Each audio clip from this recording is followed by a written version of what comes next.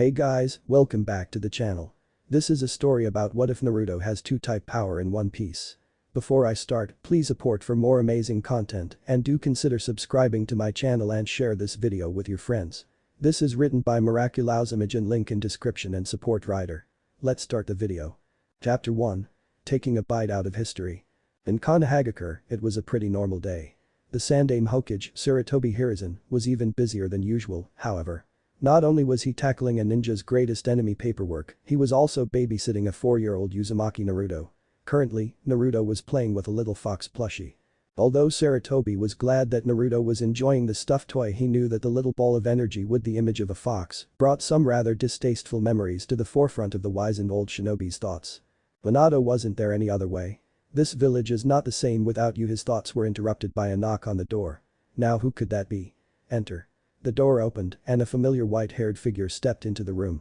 Well, hello, Jiraiya, what brings you here? A rather mischievous smirk appeared on the Sanin's face.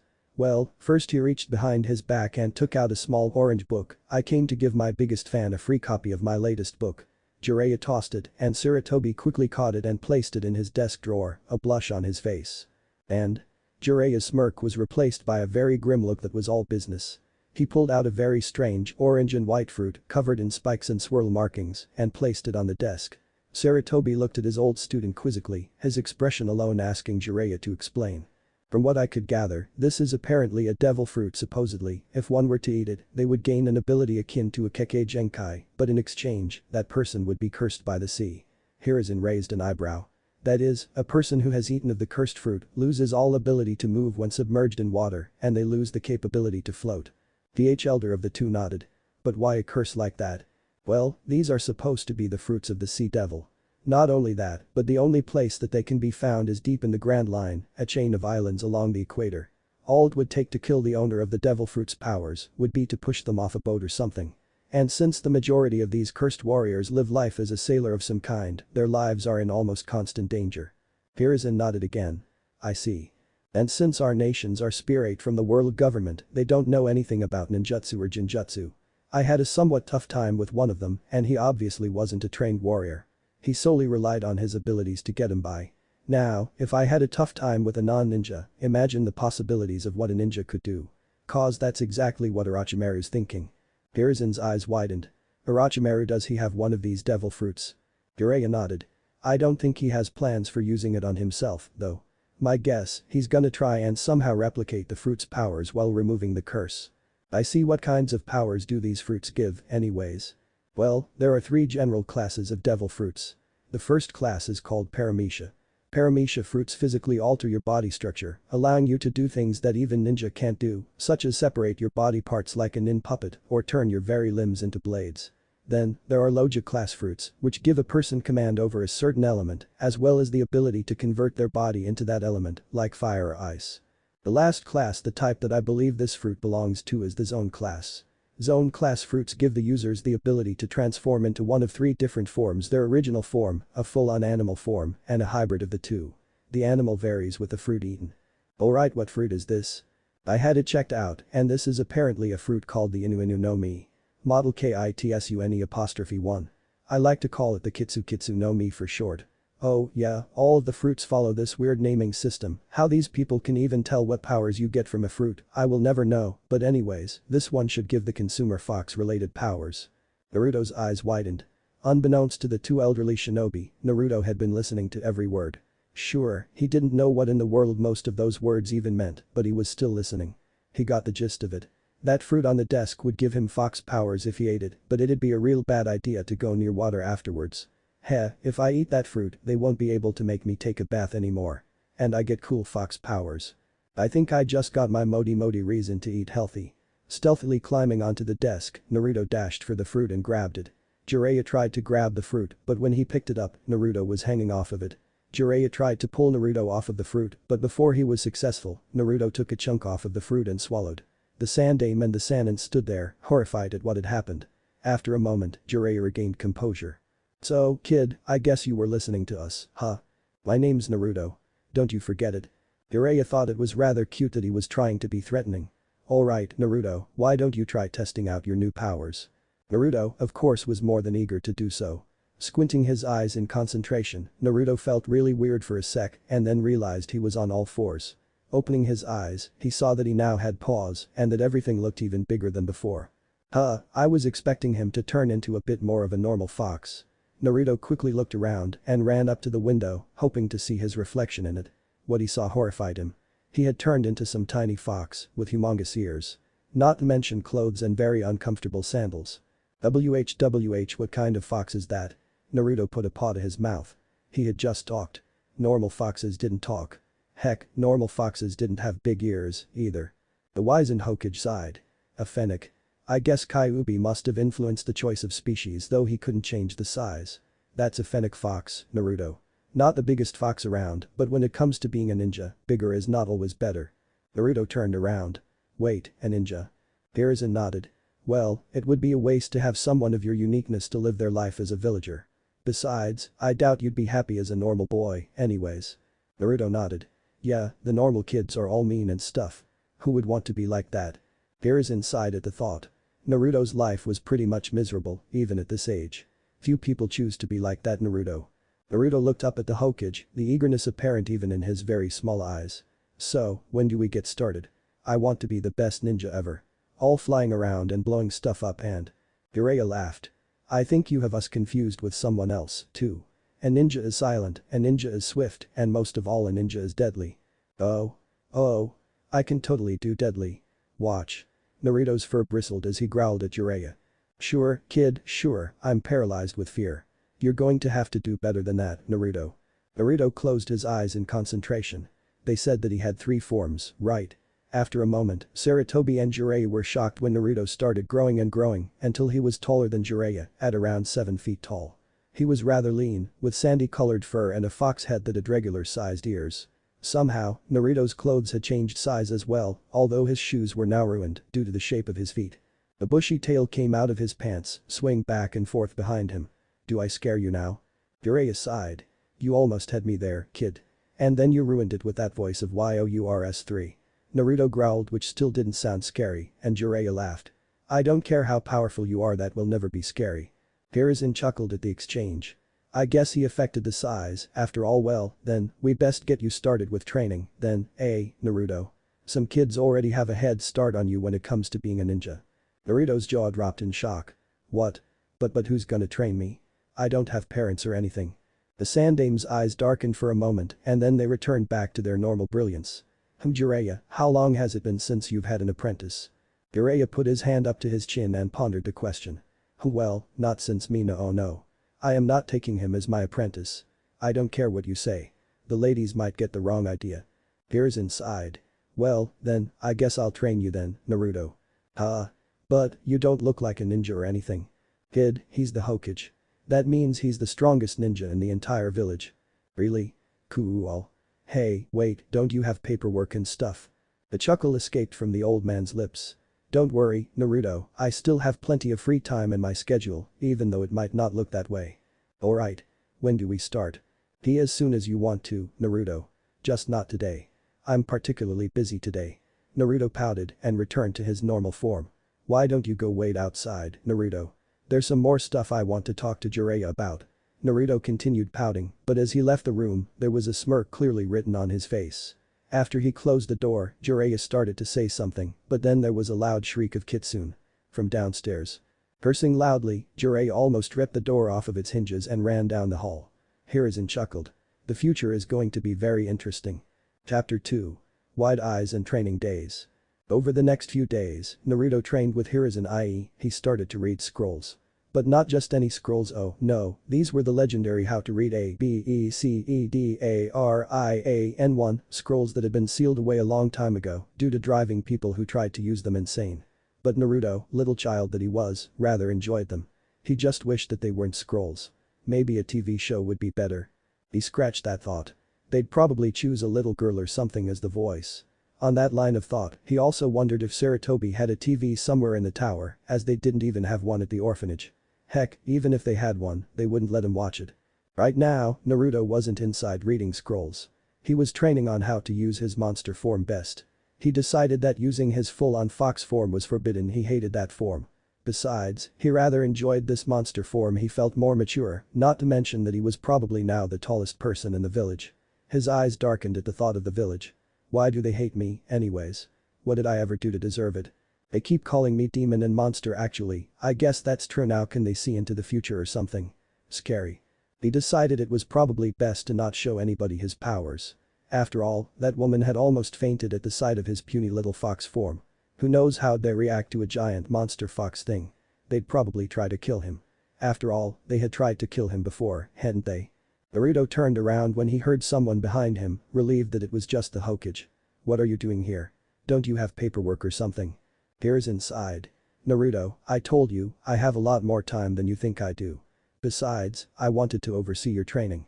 He took out his pipe and let out a puff of smoke. Well, it is all well and good that you want to train with your new form. Do not forget that you have 3 forms. Why don't you train in your fox form for a little bit? Naruto pouted, which looked really weird. But, that puny little thing can't hurt anything like this form can. Here is a puff of smoke escape his pipe. Naruto, does it look like I could take you down? Naruto shook his head.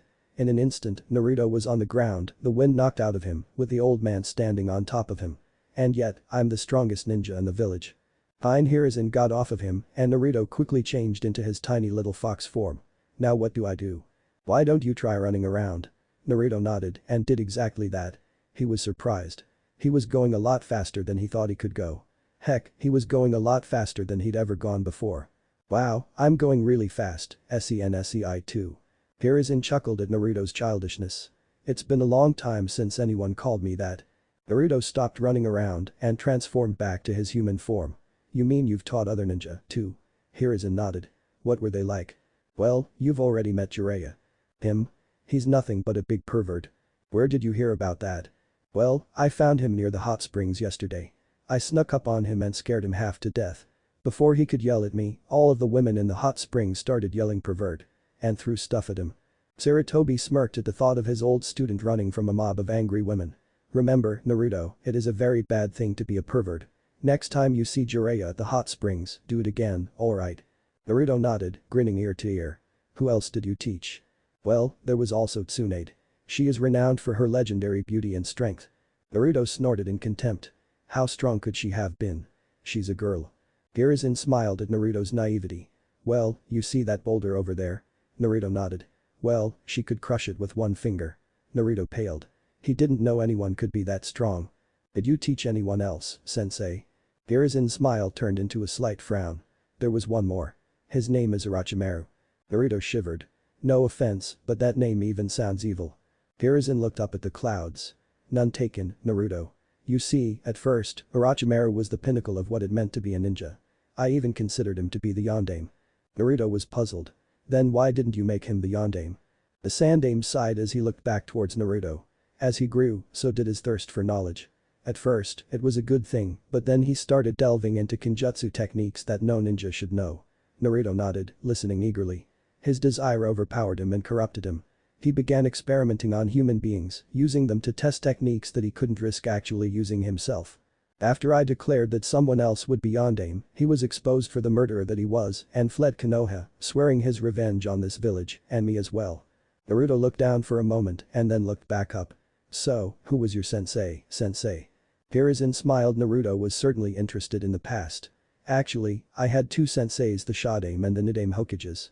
Naruto looked up at the old man with admiration in his eyes.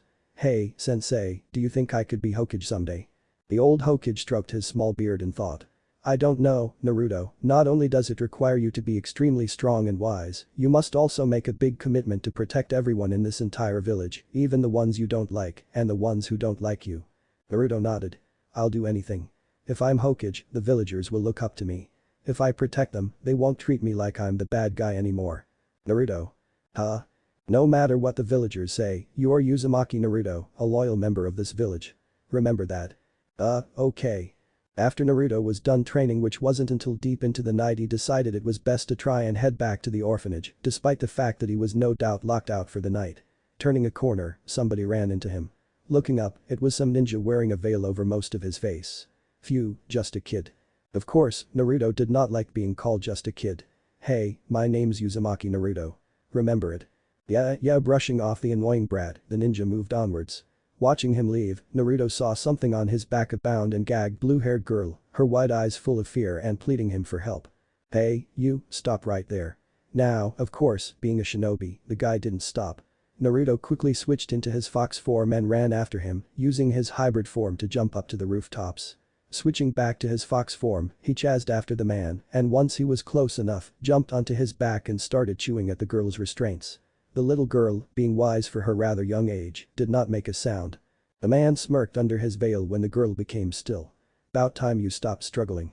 As soon as Naruto bit through the last one, he switched to his human form, grabbed her, jumped off of the guy, and switched to his monster form, allowing them a safe landing. Having almost fallen over from Naruto's kickoff, he turned around and saw Naruto in his human form, untying the girl's gag. "Why, you little brat. I don't know how you did it, but you're going to pay for it." Naruto smirked and transformed into his little fox form and ran straight at the nin. The man was surprised, but threw a kunai, hoping to hit his mark. Naruto, who was moving really fast, dodged it. As Naruto got right under him, the nin was surprised when he was uppercutted by a monster's fist. As he was falling, he looked around, only to find nothing where the fox thing had been. Looking behind him, he saw a giant monster of a man ready to throw a punch. Much to the nin's displeasure, he threw it. Naruto, now in his human form, walked over to the young girl, fear still in her eyes. "Hey, are you okay?" The little girl had stopped trembling and nodded. "Good. 'Cause if you weren't, I wouldn't know what to do." The girl couldn't help but laugh. "Hinata. Are you alright?" "Ah, father." Hinata ran up to the man that had seemingly appeared out of nowhere. He had long brown hair and flowing white robes. Most importantly, he had white eyes, just like his daughter. "Are you alright? What happened?" "The bad man came to take me away, but she pointed at Naruto, saved me." "He did he?" Naruto flinched under the wide-eyed man's gaze. Naruto knew that for some reason, everybody in the village hated him. He didn't know why, but they did. "You are Uzumaki Naruto, correct?" Naruto meekly nodded. "I am in your debt, young one. Tell me, do you know who this girl is?" Naruto couldn't believe it, this guy was being nice to him. Still averting his gaze, he answered meekly, Hinata, right. Is she your daughter?" Hiashi observed the young boy. Maybe he wasn't the demon everybody made him out to be, that's right. She is the heiress to the most powerful clan in Konoha. While Naruto's jaw dropped, a voice called out, "I wouldn't say the most powerful clan in Konoha, Hiashi." Hiashi scowled as several members of the Konoha MP arrived, headed by Fugaku. "How nice of you to join us." Naruto also scowled, recognizing the bad men who had tried to take him away lots of times, saying he had done stuff he certainly didn't remember doing. "Hiashi, what exactly is going on here? We may be shinobi, but even we like to have our sleep." "Well, that man," he pointed to the nin, who had been embedded in a wall, "tried to kidnap my daughter, Hinata." Fugaku's gaze passed over Hinata, who almost fainted and decided it would be best to hide behind her father's legs, and settled on Naruto. "What are you doing here, boy?" Naruto flinched. Well, I was trying to find my way to the orphanage when I ran into that guy over there again." Pointing at the guy was rather deeply embedded into the wall, giving the MP a hard time and removing him, and when I saw that he had Hinata on his back, I called for help and then Hiashi-san came and saved her. Hiashi looked at him questionably. Why did he feel the need to lie about what happened to the police? Had he had some bad run-ins with them in the past? Fugaku looked like he was about to say something when he was interrupted by an MP. "Sir. We believe that the injured man is the head ninja of Kumagakure, who was here for the peace talks." Fugaku nodded and turned towards Hiashi. "Perhaps there is more here than meets the eye. Well, I guess I'll be seeing you in court, Hiashi, Hinata." He turned towards Naruto. "Uzumaki. I'm sure we can find out the whole story from the guy in the crater. Interrogation ought to have it out of him in no time." The MPs finished extracting the cloud nin from his hole, and the whole lot of them vanished. Hiashi turned to Naruto. "What were you doing out here, Naruto?" "Well, I was trying to find my way back to the orphanage from the training grounds." "The training grounds?" "Yeah, sensei is training me to be a great ninja like him." "Is that so? Looks like his training is working." "Who is your sensei?" "The Hokage. And one day, I'm going to be Hokage, too." Hiashi looked at his daughter for a moment. "It looks like you already have a good start. I wish you luck, Naruto." "Thanks. I better get back to the orphanage. They've probably locked me out already, but thanks to sensei's training, I might be able to sneak in this time." Hiashi was surprised. The boy had already been locked out before. Hiashi pondered the situation well. The boy had saved his daughter's life. "Naruto, how would you like to sleep at our place tonight?" Naruto got sparkles in his eyes. "Ah, really? Sure. It's the least I can do to repay what you've done." Thank you, Mr. Hiashi. Chapter 3. Beginning of an interesting future. The Sandame stood in front of a large crowd, the nin who had attempted to kidnap Hinata beside him, his face still covered by a veil due to disfigurement. This man has admitted to his crime against Konohagakure and Kumagakure in order to keep the peace treaty, will strip him of his rank and have him live in shame among his fellow shinobi. Court, dismissed. As people shuffled out, the former shinobi Gashira saw a little tuft of blonde hair in the crowd. "Hey, my name's Uzumaki Naruto. Remember it?" "Oh, you bet I will. Uzumaki Naruto, the one who caused me to fail my mission and shamed me in front of the entire world. He will remember until the day I kill you." As the now greatly shamed ninja walked out, escorted by fellow Cloud Nin, Hiashi walked up to Sandame. "Excuse me, Sandame-sama." "Yes, Hiashi. Do you mind if we talked somewhere private?" "About what?" "Your new apprentice." Sandame's eyes widened. Meet me in my office in a few minutes. I'll be right along." "Alright, Sandame-sama, spit it. There's no way Naruto should have been able to defeat that ninja, and yet he did. No training, no matter how intense, could have prepared him for that kind of battle in such a short time." Here's inside. "Well, I guess you deserve to know. After all, it was your daughter that Naruto saved with his newfound abilities." Hiashi raised an eyebrow. "New abilities?" Hiruzen nodded. "I'm sure you probably heard the rumors. Few things go faster than gossip. All I've heard was that the man mentioned a fox demon while being interrogated. Does this have to do with the Kyuubi, then?" "Actually, no. You see, a few days ago, Naruto ate of the devil's fruit." Hiashi raised his other eyebrow. "I always presumed that to be more of an expression than anything else." The Hokage took a puff of his pipe. "You see, Jiraiya brought it in while Naruto was in here. Needless to say, we hadn't expected Naruto to make a mad dash for the fruit. Until then, he had shown disdain for fruits, vegetables, and anything remotely healthy. We discovered from that experience that one bite is all it takes for the devil fruit's powers to manifest themselves in a person, as well as make the fruit into a useless, disgusting, and not very nutritious piece of food." "And what exactly were these powers given to Naruto?" "Well, the devil fruit gave Naruto the ability to change in between one of three forms at will. The first being the one you most recognize, his normal human self. And the others?" "The second form is that of a fennec fox. Small, generally harmless by itself, but when you give such a thing a human mind, no, a shinobi mind, and you have a way to get into small access tunnels, cracks in the walls, and other places that the average shinobi could not go through. Not to mention that this form is much faster than any woodland creature has a right to be. Probably has something to do with Kyuubi, but we don't know for sure." "I see. And the third form?"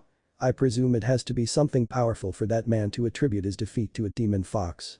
The third form is some monstrosity, some fusion of man and beast. If I didn't know better, I would have thought that Naruto had been one of Orochimaru's experiments.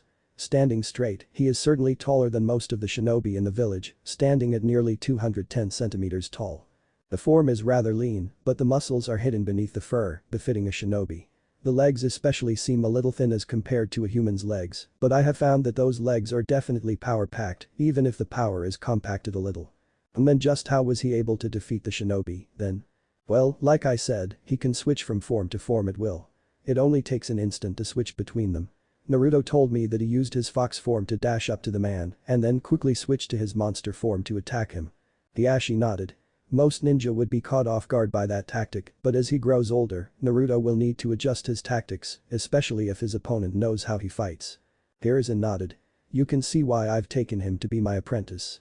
Naruto is now probably one of, if not the most unique person on the planet." Hiashi nodded.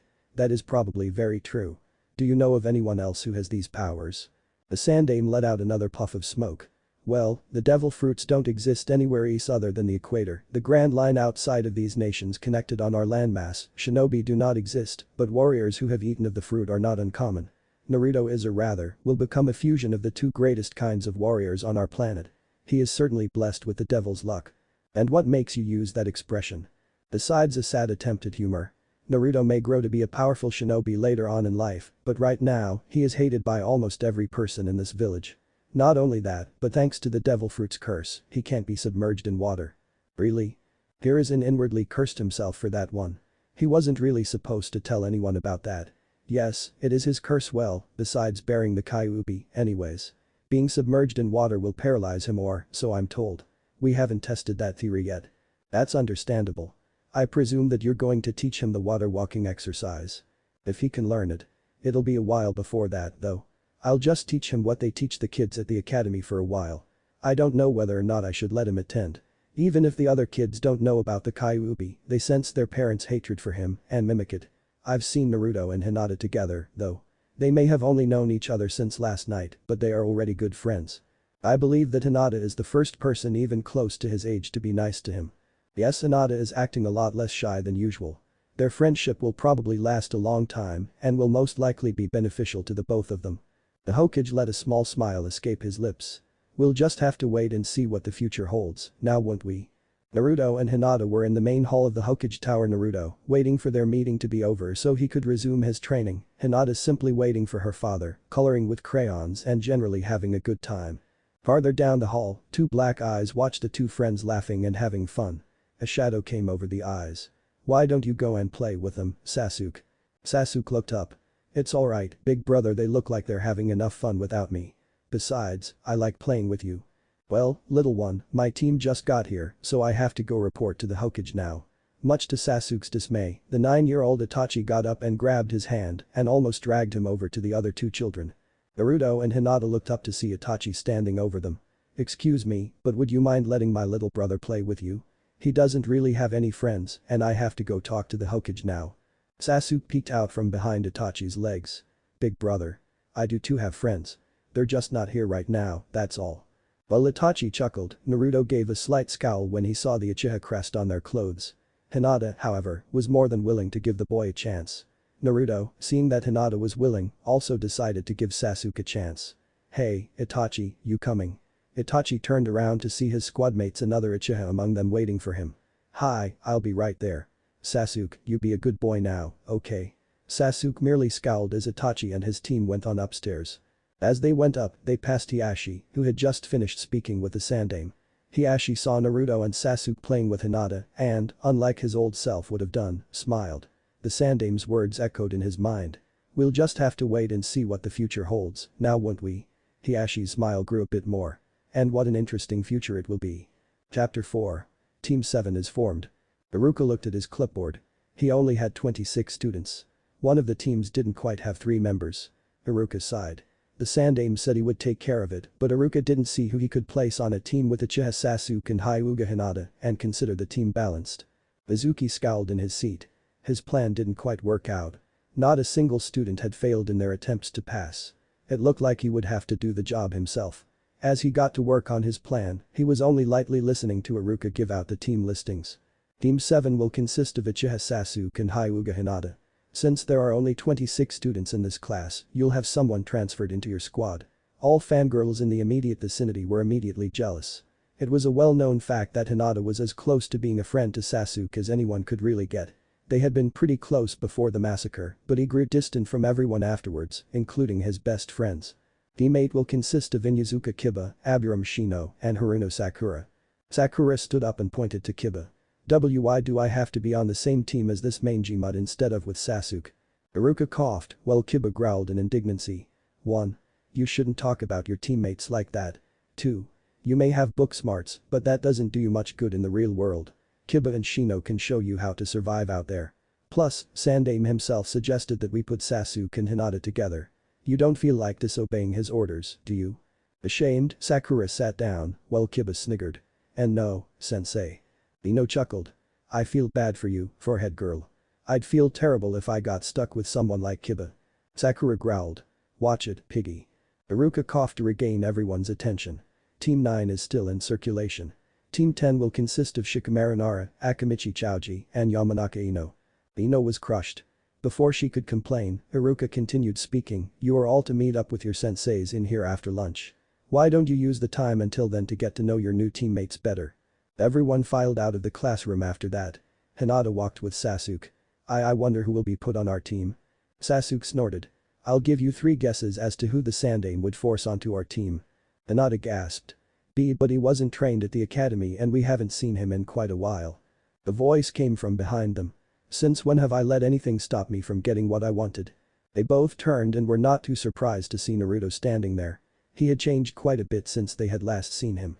He had on an orange jacket, but it was open, exposing his bare chest and almost giving Hinata a nosebleed. He also had on orange shorts as well, and the typical kunai pouch that almost every ninja had was missing. He still had on a waist pouch, and his hitai was around his neck. Hinata had a deep blush on her face. And Naruto? Sasuke smirked. It's been a while. What did you do, get arrested? Naruto HMPH''D. I wasn't arrested.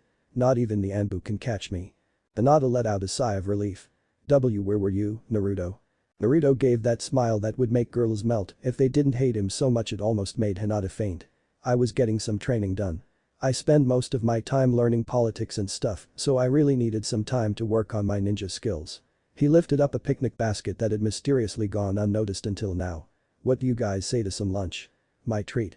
Sasuke smirked. Good, I'm starved. They sat under the tree with a swing. Several other teams were hanging around too. Naruto dug into his basket. Let's see, I got cinnamon rolls for Hinata. He handed them to her. She was obviously very delighted. I've also got some tomatoes for you, Sasuke.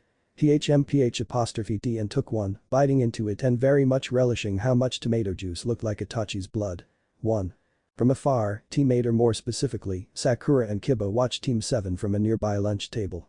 Sakura was confused. Who's that guy? I haven't seen him around. Kiba nodded. I don't like him. There's something off about him. Ever since he showed up, there's been a distinct smell of fox in the air. Sakura looked at Kiba skeptically. You can smell him from here. Kiba nodded and smirked.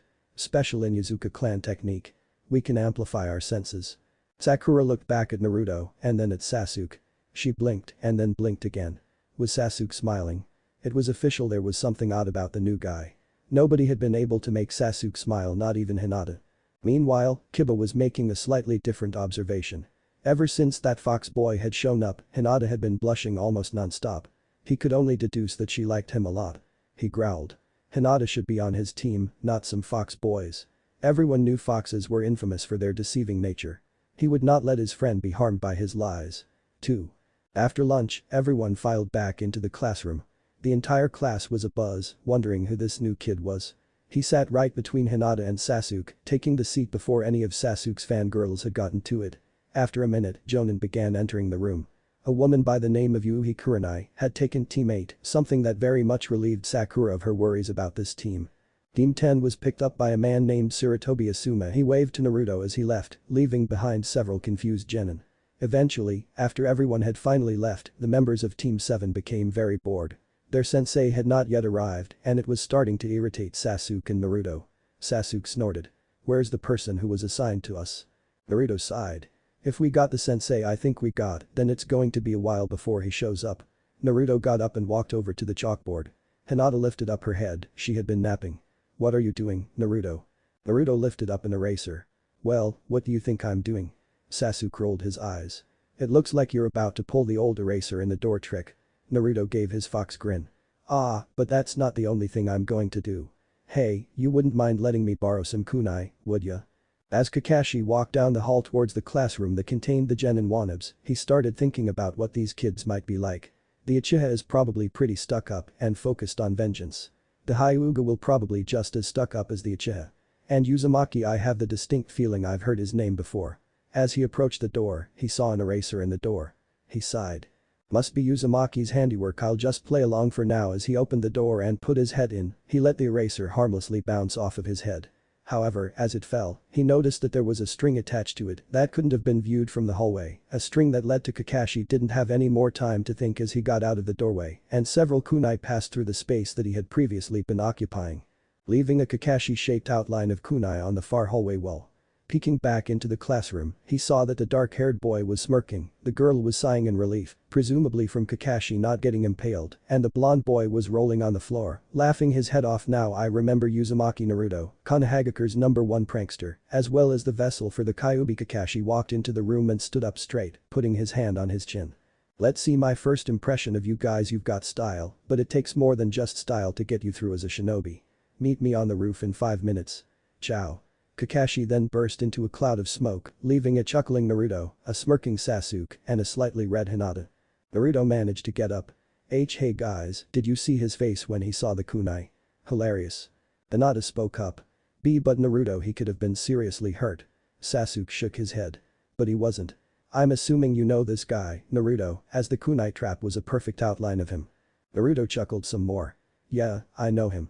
I'll talk about it later, though. We really should get to the roof. Once they got to the roof, Kakashi had them all sit in a row. Hinata on his left, Naruto right in front of him, and Sasuke on his right. Well, then, I assume you all know each other pretty well, but we'll have introductions just in case. Name, hobbies, likes, dislikes, dreams for the future, that kind of thing. Hinata pushed her fingers together. Why don't you go first, sensei? Kakashi put his hand on his chin. Let's see, my name is Hada Kakashi. My likes and dislikes are none of your business. As for my hobbies and dreams of the future, well, that's about it. They looked at him incredulously. Hinata spoke up. You only told us your name. Kakashi looked at her. Ah, the ever-famous Hyuga eye for detail. The sarcasm was practically dripping off of his words. Alright then, why don't you give it a try? Hinata blushed. Well, my name is Hyuga Hinata. I like my friends. At this point she glanced toward Naruto, and I like flowers. I don't like people who judge others based on appearances or preconceptions. My hobbies include training and flower pressing. As for dreams of the future, she glanced towards Naruto again. I want to become a strong shinobi so that I can live up to my clan's expectations and prove to them I'm not as weak as everyone thinks I am. Naruto looked at her quizzically. Who thinks you're weak, Hinata? Hinata blushed. Well, Kakashi quickly intervened. Okay, Blondie, you're next. Naruto grinned and stood up. My name's Uzumaki Naruto. I like my friends and I dislike people who hate others for no good reason. My hobbies include training, studying, and pulling pranks on people. As for dreams of the future, that's easy. I'm going to be Hokage one day. Kakashi sweat dropped. He remembered that the Hokage himself had been training this kid, so it wouldn't be a surprise if he did end up becoming Hokage. He turned to Sasuke. Alright then, Brady, it's your turn. Sasuke-chan ''D. I'm Sasuke. I don't particularly like anything, but I dislike it when people are rude to my friends, and I also despise fangirls. My hobby is training. As for my dreams, I'm going to revive my clan and kill a certain man. Naruto glared at him. Sasuke sighed. Fine, we're going to kill a certain man. Kakashi sweat dropped. He hadn't quite been expecting that last part. He clapped his hands together. Well, then, now that we all know each other better, I'll inform you of a little survival exercise we're to do tomorrow. Naruto stood up. Hey, wait a moment. I thought we were going to do some missions first. Kakashi's eye rolled over so it was staring at Naruto. Ah, but first I have to test you to see if you're really worthy of being ninja. Hinata's eyes widened a little. What do you mean by that, sensei? Kakashi chuckled. It sent chills down the genin's spines. Well, you didn't really think that those simple tests that the academy gave you make you ninja, do you? Naruto looked like he was about to say something. And just because you get the Hokage's say-so doesn't mean you get my say-so. I want you all to meet me by training ground 7 at 0800. Oh, and don't eat breakfast. You'll end up tossing it later. With that, he poofed away. Naruto's stomach growled. I'm kinda hungry. You guys wanna go get something to eat? Hinata nodded while Sasuke-chan ''D. Alright. Just you wait, Kakashi-sensei. We'll pass that test for sure. Chapter 5. Getting to know each other and themselves. Naruto had, finally, finished his ramen and patted his stomach in satisfaction. Man, there isn't anybody in all of Konoha who can cook like you, old man. Tucci nodded his thanks and returned to cooking. Naruto turned to his teammates. Alright, who's up for some training? Hinata looked at him quizzically. Training? Why? Naruto looked at her as though it were obvious. Well, he wants to make sure we're fit to be ninja, right? We should train together so we can get used to how the others work. Sasuke-chan ''D. He has a point, Hinata. Where do you keep getting these good ideas from? They don't really seem to fit you. Naruto pouted. Hey. I've been studying under the Hokage himself. I've been training my brain a lot. Sasuke smirked. Well, I think it's about time we found out how much you've trained your body. Sasuke smirked as Naruto lay sprawled put on the ground before him. Geez, Naruto, you're not too good at fighting, are ya? Naruto growled. Shut up. Taijutsu alone doesn't make you a ninja, you know. Besides, if I pulled out my trump cards, I could waste ya. This was just a sparring match. Sasuke smirked some more. Excuses. Don't blame me if you fail Kakashi's test. I'm going home. Sasuke turned to leave. Naruto got up. Hey, where are you going? I haven't shown you what I can really do yet. Sasuke turned around. Give me one good reason why I should stay. It was Naruto's turn to smirk. When was the last time you sparred with Hinata? Sasuke's eyes narrowed. What are you getting at? Naruto's smirk grew. You're willing to beat me into the ground, but you don't fight her? Are you scared she'll beat you or something? Hinata's eyes widened. And Naruto, I don't know if this is such a good idea. Sasuke growled. Fine. Hinata, you better be ready for this. Sasuke charged at her. She gasped, and by pure reflex, she activated her Byakugan and blocked every punch and kick he sent at her. As Naruto cheered her on, she eventually started fighting back. Eventually, she pressed her palm against his chest, blasting him away from her. She gasped and ran over to him. I'm so sorry. I didn't mean to hurt you. It just kind of happened. Sasuke growled as he got up and glared at Naruto, who was now rolling on his back in laughter. Man, Sasuke, you got the beatdown that time. He glared at him. Well, if you're so special, why don't you try it? Naruto stopped laughing. Well, I mean, it just wouldn't be fair if I went all out on either of you. Sasuke smirked. Should I take that as a no? Naruto growled. Hinata started pushing her fingers together. What about that team training that we were going to go to? Naruto lit up, completely forgetting the sparring matches they were just having. Yeah. First, we should show off all of our abilities to each other, and then we'll set up a mock mission to test our abilities. Sasuke raised an eyebrow. And just what kind of mock mission are you planning on? Naruto put his hand on his chin. Well, we'll get to that later. So, what else can you guys do besides punch and kick? Hinata looked down, obviously ashamed.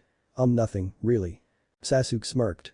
If you must know, I know a few Kaiten jutsus, and I'm very proficient with kunai and shuriken. Naruto smirked. Is that all? Fine then. I'll show you something that I haven't shown anyone before. Well, except maybe Hinata and Sarutobi-sensei. Hinata's eyes widened. Why you mean? Sasuke was slightly confused, and shock was apparent on his features as Naruto physically transformed into a tiny fox, no smoke involved. How did you do that? Naruto snickered. Cool, huh? As far as I know, this is something only I can do. Watch this. Sasuke almost fell over when Naruto turned into a giant fox-headed man. Be stingy, I'm starting to regret giving him that form XD. Cool, huh? Think you could beat this? Sasuke glared at him. How long have you been able to do that? Naruto reverted back to his human form and put a hand on his chin. I think I first did it a few days before I met you guys. Sasuke glared at him some more. And you never bothered to show us why. Seems to me that you'd be bragging about that kind of power. Naruto sighed. Well, Sarutobi-sensei told me that it'd be best if the villagers didn't know. Foxes aren't too popular here in Konoha. Hinata nodded. It's been that way ever since the Kyuubi attack. Weren't you born on that day, Naruto? Naruto stiffened. I've never given any thought to it. It's just a coincidence. Sasuke looked at him. You were born the day a giant fox attacked the village, you look like a fox, and you have fox powers. Seems like it's more than just a coincidence. Naruto glared at him. Hey, I wasn't born with these powers, you know. Hinata looked surprised. What do you mean? It doesn't look like a jutsu. Naruto sighed. I ate something called the devil's fruit. In exchange for giving me power, it took away my ability to swim. Sasuke smirked. Hey, at least it wasn't your soul, right? Naruto smiled. Yeah, good thing, cause I didn't really know what I was doing back then. You know, being a kid and all. Sasuke chuckled. You're still a kid now. Where was the fruit from? Naruto opened up his mouth to say something, but then closed it.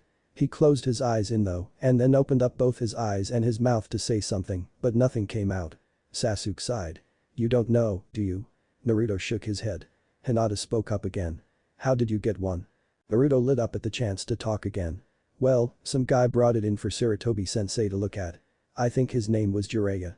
I think that was it. Hinata's eyes widened a little in realization. You don't mean Jiraiya of the Sannin, do you? Naruto nodded. Yep, that's the guy. Seriously, as far as I remember, he was a weirdo. Sasuke's eyes narrowed. Do you know where he is now? Naruto smirked. Trying to get this power yourself. Sorry, but Jiraiya hasn't been in this village for years. Hinata looked up at the sky as it began to turn red. I really should be getting home. My father won't like me being out too late. Naruto pouted. Can't you ask him to stay out later for training? I'm sure he wouldn't mind. I think he'd let you. Hinata blushed. Well, I'd like to stay, but I can't. I'm sorry. Naruto sighed. Well, if you've gotta go, get plenty of sleep. Don't want you to be tired tomorrow, right? Hinata nodded. See you guys tomorrow. She bowed and left for home. Naruto sighed again. Man, there goes that mission I had planned. Sasuke smirked. What were you planning? A game of tag. Naruto looked disgusted. No. I would never dream up something so childish. I was going to henge into an enemy ninja, and you two would have to track me down and retrieve the secret scroll I had stolen. Then, we would take turns being the enemy ninja. Sasuke sighed. So, it's like a reverse game of tag, where there's multiple taggers and one target. Naruto's sweat dropped. Didn't I just say it wasn't tag? Sasuke sighed. Look, I'll see you tomorrow. If you can find any enemy ninja stealing secret scrolls, let me know. Naruto HMPH''D as Sasuke walked away.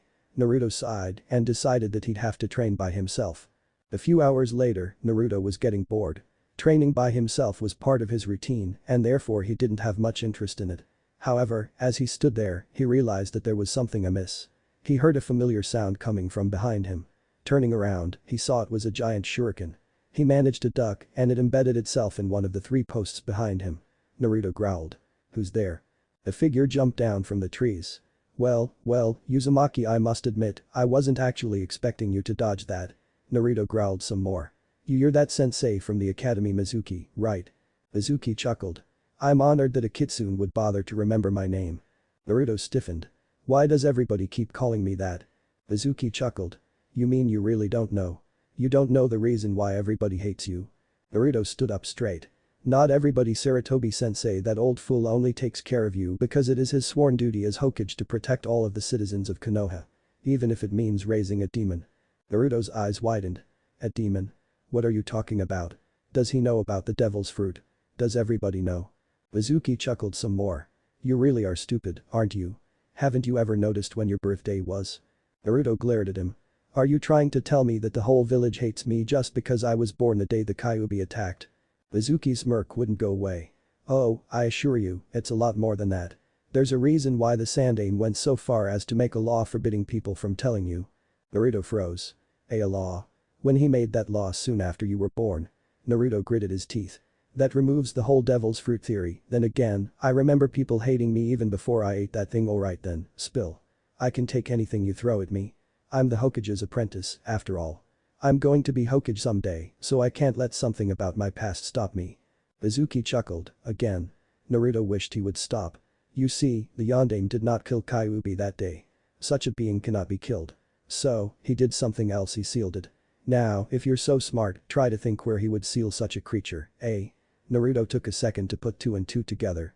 "If the Kyuubi wasn't dead and everyone hated him, then he sealed it into a newborn baby, didn't he?" It wasn't a question, a statement. Naruto knew what was coming next. Mizuki looked like he was about to burst into evil laughter. "That's right. And I guess you've figured out which baby he sealed it into." Naruto didn't react with words, but instead, his head leaned forward, leaving his eyes invisible to Mizuki. "That's right. The Kyuubi was sealed into Uzumaki Naruto.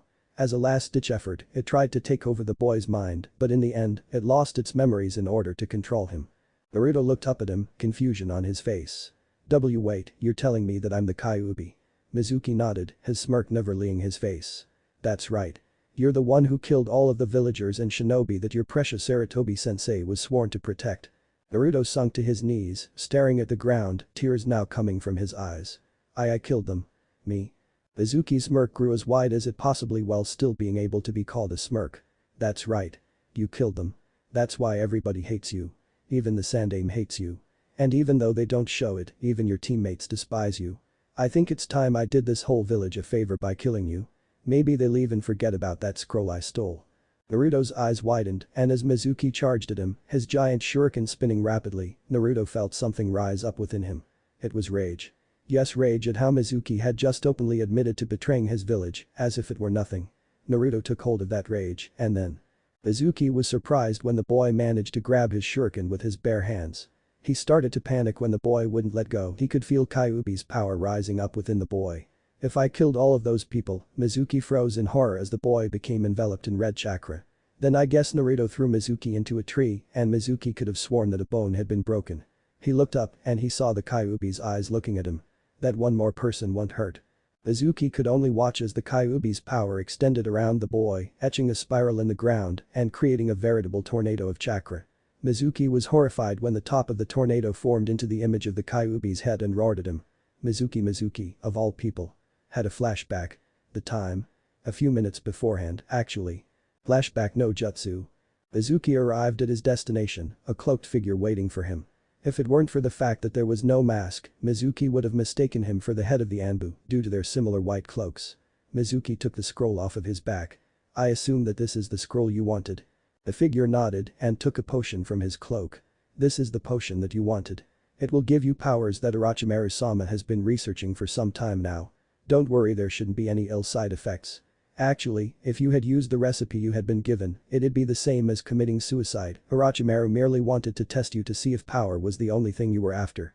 Izuki nodded and he brought the scroll over to the person. He could assume the person was male, but he couldn't quite tell if he was a man or a teenager. When he received the potion, he immediately drank it and was surprised not to feel anything. Hey, where's the power? The figure chuckled. It'll activate shortly since this power is artificial, it takes a few minutes to start working. You'll know how to use your powers instinctually. Izuki nodded. I'll catch up to you in a few minutes. There's something I want to do first. The figure looked up. Really, now? Izuki smirked. I feel like killing the Kyuubi brat, I saw him training on my way here.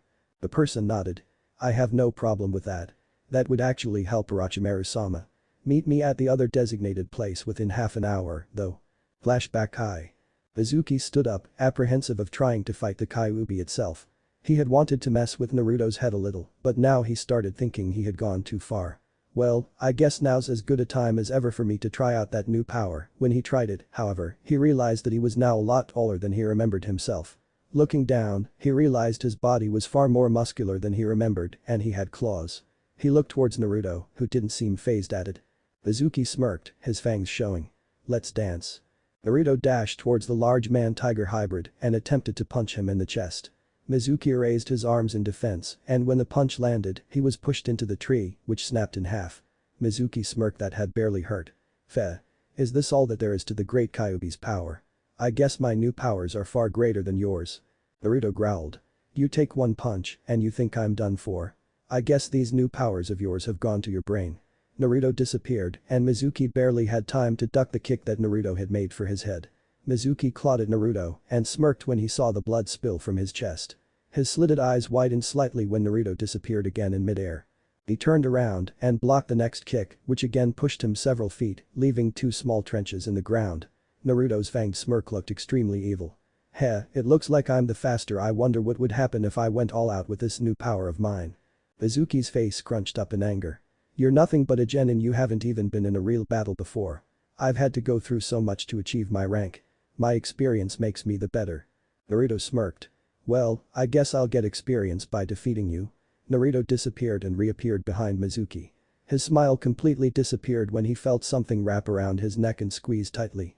Clawing at his throat, he realized that the object around his throat was Mizuki's tail. Mizuki's head turned to look and a feral smirk grew on his face. Ah, what do we have here? A little fox cub trying to hunt for its first meal. A shame that you're not really the hunter. Here I am. Mizuki twisted his body and rammed Naruto's head into a nearby tree, knocking over that one as well. Mizuki frowned when he noticed that the claw marks from earlier had disappeared. This boy could heal pretty quickly, huh? Naruto smirked when he noticed the frown on Mizuki's feline features. Hey, why you think that something like that could hurt me? Mizuki's tail tightened and in this time Naruto was smashed into a nearby boulder, making a boy-shaped crater in it. No, but I think that did. Naruto attempted to chuckle, even though he was bloodied and bruised. Mizuki's tail tightened around the boy's throat even further. Face it, brat, you're as good as dead. Naruto closed his eyes and Mizuki was shocked when Naruto's entire body expanded to a similar size as his own, but with foxish features instead of Mizuki's tiger features. Naruto grabbed the tail, pried it off of his throat and threw Mizuki clear into yet another tree. Mizuki growled. Is that one of your Kyuubi powers, too? Naruto smirked. Kinda, I don't remember this form being so muscular before. But I'll take what I can get if it means bringing you down. Mizuki didn't even have the time to blink when Naruto's fist landed on his face. Before he could truly be sent flying through the air, Naruto grabbed him by his tail and then began running, pulling Mizuki with him. Mizuki was horrified when he saw that Naruto intended to smash him into the same boulder Mizuki had smashed him into. Naruto didn't notice when there was a shift in Mizuki's weight as he brought down Mizuki like a club onto the boulder with all his might and was shocked to see not the Mizuki he had grabbed, but a large tiger which had landed on the rock on all fours, ready to pounce. Naruto was forced to let go and get out of the way before the tiger leaped off of the rock. Mizuki's smirk was even more feral than before. Who wouldn't agree, seeing as he had completely changed from a man to a tiger. Feh. Was that supposed to hurt? Naruto growled. I brought you down full force onto that rock, so how did you not take any damage from that? Mizuki slowly advanced towards Naruto as he spoke. Tigers are cats, you brat. We have padded feet that absorb the impact of any fall. Something like that only tickled. Mizuki crouched and once again pounced towards Naruto. Naruto's form shrunk and Mizuki landed on nothing. Mizuki turned and was faced with a rather regular-looking fox. Naruto looked down at himself. Heh, looks like I finally have a normal fox form now, too, Mizuki growled. Look at yourself, no way a mere fox could compete with a tiger. Naruto flashed a true foxy grin. Oh really? Don't you hate me because I leveled so much of this village, killed so many people? If I could do all that, then I'm no mere fox. Before their fight could continue any further, the mysterious white figure Mizuki had been speaking with earlier appeared. Mizuki. Enough of this. This fight has more than likely attracted attention. Mizuki growled. Shoot, and I was just getting into this battle, too. The cloaked figure glared at the fox opposite Mizuki. I remember you, you're that blasted fox that disgraced me a few years back. Naruto's mind drew a blank. What in the world was this guy talking about? Remember this, Uzumaki Naruto, the next time we meet, we will battle, and I will win. The man tossed a large scroll towards Naruto. Mizuki's eyes widened and attempted to jump towards the scroll, but the man appeared in front of him and kicked him away. Naruto reverted to his regular human form and caught the scroll. Mizuki also reverted to his human form. Why did you go and do that? Now you and I are both as good as dead. The man snorted. All he wants is the information on that scroll and I copied it all. Our mission is a success, we're leaving. Mizuki turned towards Naruto. At least let me kill No. We'd probably get in trouble for killing a devil fruit user. Mizuki locked eyes with Naruto. Fine. You're getting off easy this time, Uzumaki. But I'll have a better grasp of my powers next time, so just you wait. With that, they disappeared. Naruto opened the scroll he was given just a little. He saw one hand seal technique that looked fairly interesting. Memorizing the hand seal, he closed the scroll when his enhanced senses detected people coming. Instantly, he was surrounded by many shinobi of various ranks, Hiruzen and Kakashi among them. Hiruzen glared at him.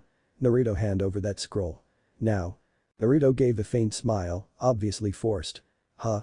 Why yeah, here you go. He walked over to his old sensei and handed him the scroll. Hiruzen's gaze did not soften. Naruto, were you the one who stole this scroll? Naruto looked scared for once. What? And no, it was this guy named Mizuki, he stole it. Iruka stepped forward. Mizuki? That can't be right. Sir. Mizuki is my friend, he wouldn't just go and… The old hawk held up his hand, silencing him. He took a puff from his pipe and observed his surroundings. Looks like there was quite a battle. He noticed a Naruto-shaped crater in a nearby boulder. He turned back to Naruto. Naruto, explain. Well, he showed up, tried to kill me, and then this other guy came and he handed me this scroll, and then they left. The Sandaime raised an eyebrow. And that's all. Naruto lowered his eyes to the ground. Well, that's the gist of it, yeah. Hiruzen took another puff of his pipe. Why don't you come with me to my office and we'll talk about it some more. Kakashi, Iruka, I want you two to come as well. Hi. Once in the Hokage's office, Naruto was seated in a chair. Hiruzen sat down in his chair and Iruka and Kakashi stood. Tell me, Naruto, what's wrong? You haven't been acting your usual self tonight. Naruto took a deep breath. I tried to kill him. I mean, I know I'm supposed to, but the pure rage, the pure hatred I felt towards him for betraying our village, I was able to keep it from outright controlling me, but the power that I felt coursed through me. If shinobi aren't supposed to feel emotions, then why is it that those same emotions gave me strength? Hiruzen sighed. It's not truly possible for us to not feel emotions. It's a shinobi's job to not let those emotions guide his actions. A man blinded by rage will not see all that is around him, but a man guided by his heart will know the path through any trouble. Naruto's face brightened a little, but all could tell that it was forced. Kakashi leaned towards the wizened leader. Hokage-sama, shouldn't we ask him about that? The elderly ninja closed his eyes in thought. Naruto, what happened in your battle? Several trees were leveled and you left quite the impression on that boulder. Naruto looked down. He and I have similar fighting styles. Hiruzen and Kakashi looked at each other and nodded. Iruka looked confused. Wait, what? It isn't exactly Mizuki's style to cause that kind of destruction. Kakashi put his hand to his chin. You mean he ate of the devil fruit too, huh? Naruto nodded. Iruka was more than confused. Devil fruit? What are you talking about? Hiruzen took a puff of his pipe. The devil fruit gives special abilities to those who eat them in exchange for the user's ability to swim. Before you say anything, they are most often found on islands, not on the mainland. I wonder where he got it. Naruto spoke up. Well, his partner mentioned some higher up, maybe that guy gave it to him. Iruka put his hand to his forehead. But are you sure it was Mizuki? What did this guy look like? Naruto put his hand to his chin. Well, he had silverish hair and he was wearing a bandana. Iruka sighed.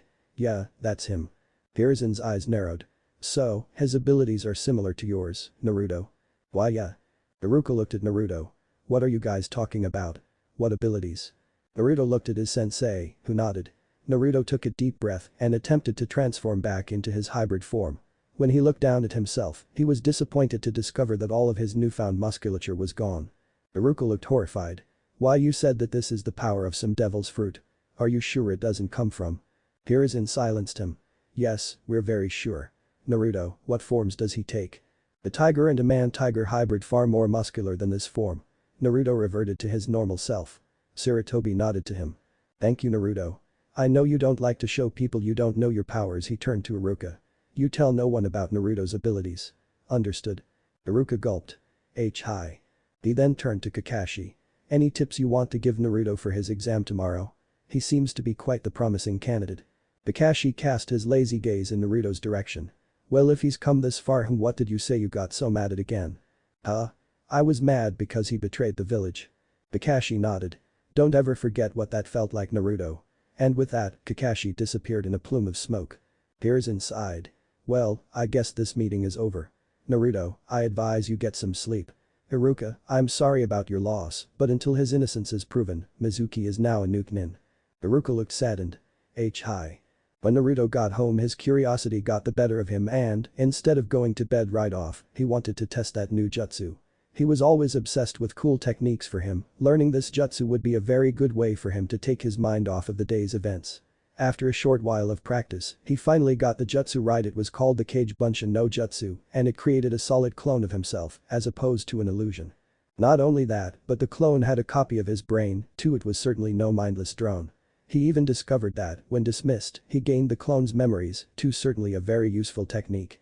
And since it did not require the chakra control that the regular Bunshin required, it was far easier for him to perform. The more chakra he pumped into it, the more clones he created, instead of him having to mold each individual clone as he used to have to do.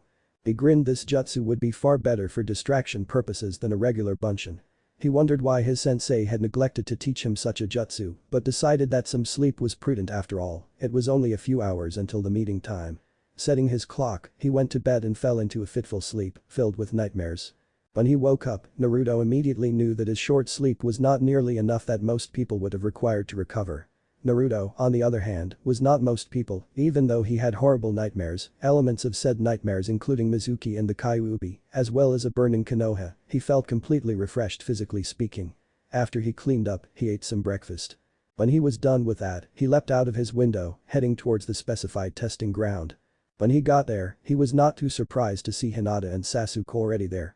He frowned when he realized how they might react to finding out he was a demon. He was sure all of the adults knew, which made him wonder why Sarutobi had taken him in. It was probably because that whatever the Yondaime Hokage had done, it had erased his memories, and therefore even if he had once been a demon, he wasn't anymore. Satisfied with this conclusion that he was not the Kyuubi, but himself, he smiled.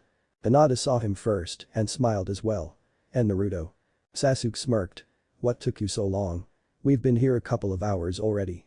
Naruto gave them a look that said, what are you talking about? A couple of hours. Panic spread across his face. Shoot. I thought he said 9 o'clock. Hinata smiled. Well, sensei hasn't shown up yet either. I wonder why he's so late. Sasuke brushed a hand through his hair. He had better have a very good reason to make us skip breakfast.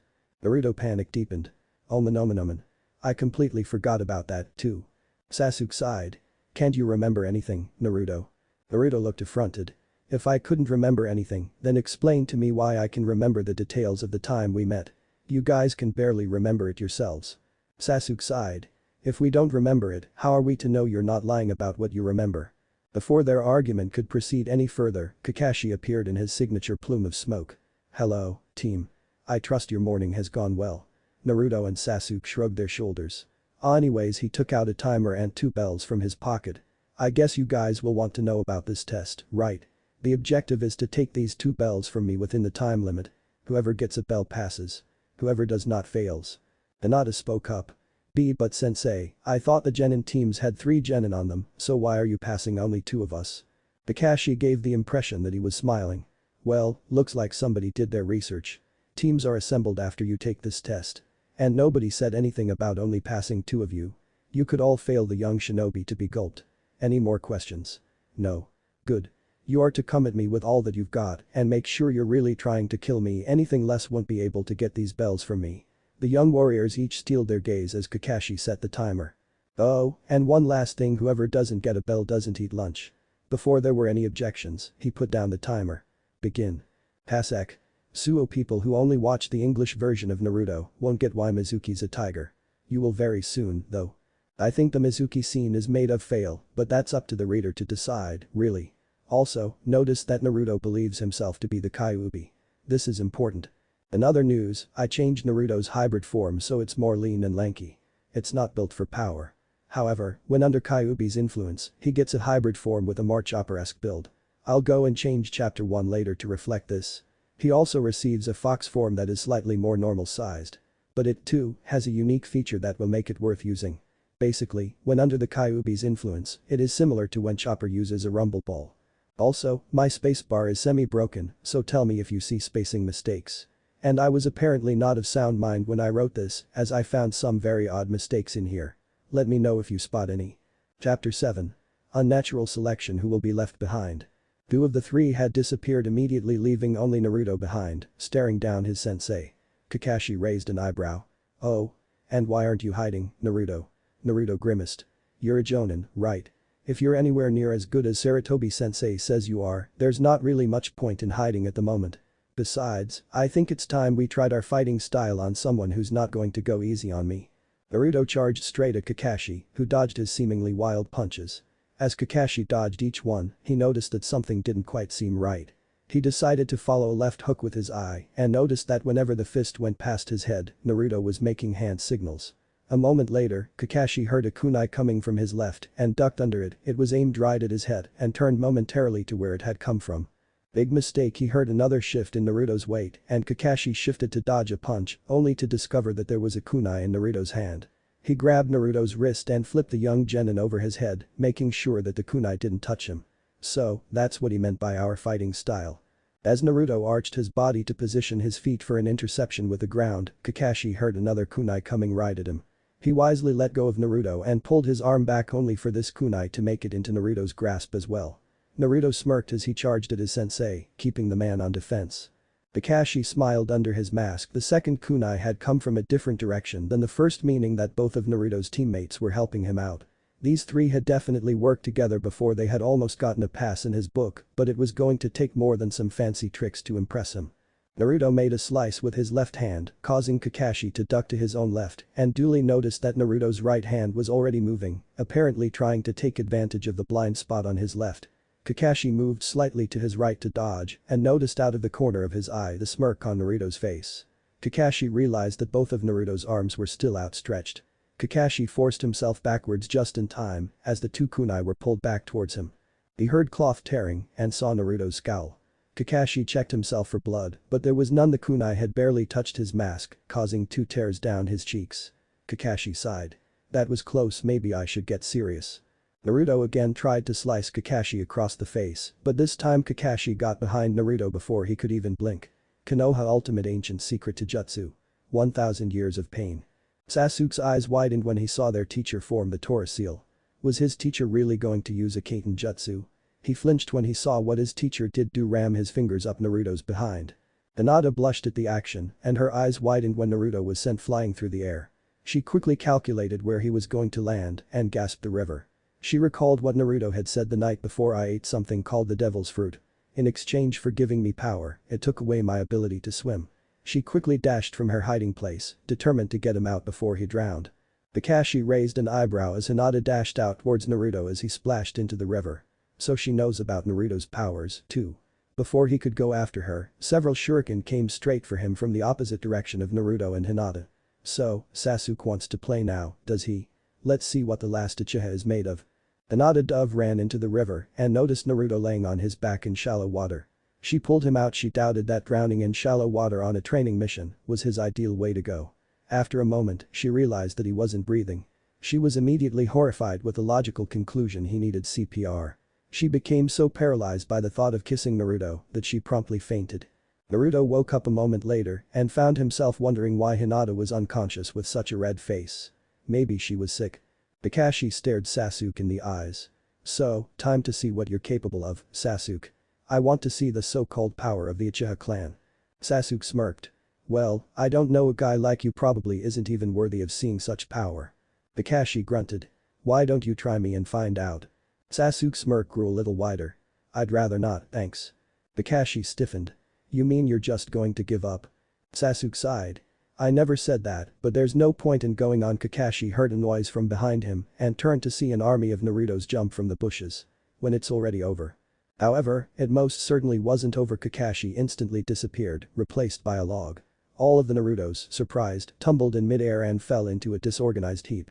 The Narutos disappeared, leaving the real one to fall off the top of the pile face-first onto the ground. He spat some grass from his mouth. Darn it. That would have been so cool if it had worked. Sasuke grunted. You owe me. I sounded like an arrogant prick. Hinata emerged from the bushes, still red from her near experience a few moments before. So, what do we do now? Sasuke sighed. Keep trying, I guess, but that guy's good. It's going to take a lot more than some parlor tricks to get him. Speaking of, where'd you learn that jutsu, Naruto? Naruto froze. Can't we talk about that after this exam? Sasuke snorted. Well, considering that we don't really have time for that, fine. But what do you suggest we do, then? Hinata looked at her teammates. Jutsu? You mean that clone jutsu Naruto used? Sasuke nodded. Yeah, those were physical clones. Hinata looked at Naruto. That jutsu, each of those clones had their own chakra system. I couldn't tell which of them was the real you, even with my Byakugan. A look of enlightenment dawned on Naruto's face. A moment later, he created 2 clones, each of which turned into one of the other 2 genin. So, do we look like the real deal? Sasuke smirked. I think I see where you're going with this. Naruto's foxy grin stretched from ear to ear. Do you, Sasuke? Do you? Kakashi stood with his back against a tree, reading his favorite Icha Icha novel by Jiraiya. The man was not only a genius ninja, but a genius writer, too. However, he was forced to close his book and duck when 6 kunai came from his left, right, and front, 2 from each. He quickly looked in all 3 directions and saw Hinata and Sasuke to his sides, who, he noted, had caught the kunai sent towards them, and Naruto coming from his front, unarmed. Deciding to take his chances, he pulled a kunai from the tree and dashed towards Naruto and realized he had fallen into a trap when raised his hand into the air, making a karate chop motion towards Kakashi. Alright, everyone, let's do this. A moment later, and an army of Narutos, Hinatas, and Sasukes began leaping from the brush. Kakashi groaned at this rate. He'd never find out if the Naruto in his book would ever find that one special girl who he would like for something other than their looks. He immediately went to work, punching and kicking through the several genin hopeful clones. He noted that the Hinatas had a vague semblance of a Gyuukin stance, while the Sasukes had a more refined stance than the Narutos. He sincerely doubted that they all knew how to create Kage Bunshin or even this many. Naruto was the only one with the chakra reserves to do it, and even then, he would have thought the boy to fall into a coma from chakra exhaustion by now. Kakashi's thoughts would have continued, but he spotted something. One of the Sasukes was moving more like a Hyuga than an Uchiha, smirking under his mask. He dashed toward Sasuke and attacked. The smirk disappeared when this one, too, turned out to be a clone. He swore when near instantly all of the clones began mix-matching their fighting styles. Now he had no clue whatsoever as to who was who or if they were even people. He carelessly threw a punch to a nearby Naruto, who blocked it Hyuga style. While Naruto held his arm, Hinata jumped on his back, completely limiting his ability to move. The clones all disappeared, except for the 2 holding him and a Sasuke who was walking up to him. Ready to concede defeat, Kakashi-sensei? Kakashi smirked under his mask. 3 I would, but 2 it seems 1. But you're out of time. Immediately, a loud ring tore through the air, signifying the end of the exercise. Hinata jumped off of his back and with a small poof of smoke, was revealed to be Sasuke. Naruto became Hinata, and Sasuke became Naruto. Naruto groaned. Aw, man, we had you too. Kakashi smiled under his mask. One last test wouldn't hurt, would it? Well, assume that you did get me. Who would have gotten the bells? This whole time, you've been fighting as a team. Did you ever once think of the consequences? Naruto's eyes widened. Well, not really, no. Hinata's eyes focused on the ground. She had been so caught up in it that she, too, had forgotten about it. Sasuke growled. So, what? You just want to divide us here and now? Kakashi took the 2 bells off of his pouch. Sure, why not? You guys came a lot closer than any other team I've tested. Go ahead, choose who to leave behind. He tossed the 2 bells towards his students, but no one grabbed them. After a moment, Naruto stepped away from the bells. Well, I never went to the academy, so. Sasuke stepped back as well. Naruto is already so powerful, and Hinata has her Byakugan. I don't really have anything special. I should train a while longer before becoming a ninja. Hinata looked at her friends on either side of her, and when she realized she was in the spotlight, she turned red and hid behind the two boys. I didn't really do much to help, so. Naruto smiled. Whatcha talking about? You fished me out of the water. If it weren't for you, I'd be dead right now. Kakashi put his hand on his forehead. Oh, right. The whole curse to not be able to swim thing. Forgot about that. Naruto snorted and rolled his eyes. So you did. Kakashi scanned the three of them slowly. So, that's it. None of you are willing to let the others sacrifice themselves. They looked amongst themselves and nodded. Naruto sighed. Yeah, I guess so. Kakashi sighed. Well, that's going to make Anko happy, at least. She and the Hokage were the only ones willing to bet on you guys passing. Sasuke raised an eyebrow.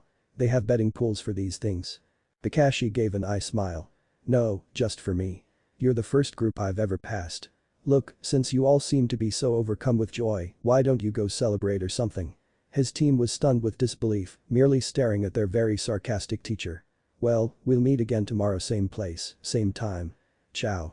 Naruto coughed when he breathed in some of the smoke. Sue anyone for Ichiraku's. Sasuke snorted. That ramen place. Again. Naruto crossed his arms, trying to look authoritative. You have any better ideas? Sasuke shrugged his shoulders in defeat. Not really. Just thought that I'd point out just how addicted to ramen you are. Naruto smirked and turned to Hinata. Any other objections? Hinata shook her head slowly, she was still in shock about the test. Alright then, to Ichiraku's it is. Sasuke grabbed him by the shoulder before he could charge off. By the way, Naruto, how come you didn't use your powers on Kakashi-sensei today? Naruto broke into a sweat. You see, Sasuke sighed and let him go. You forgot, didn't you? Naruto nodded. Despite the fact that these powers have been a part of you for nearly a decade now. Naruto nodded once again. I believe the term here is loser, but if it wasn't for those Kage Bunshin, we wouldn't be here, so thanks. Naruto grinned. You're welcome. Anytime you need me to save you, I'll come swooping in to show off my ninja skills to the world. Sasuke smirked. Wouldn't you rather go about saving Hinata?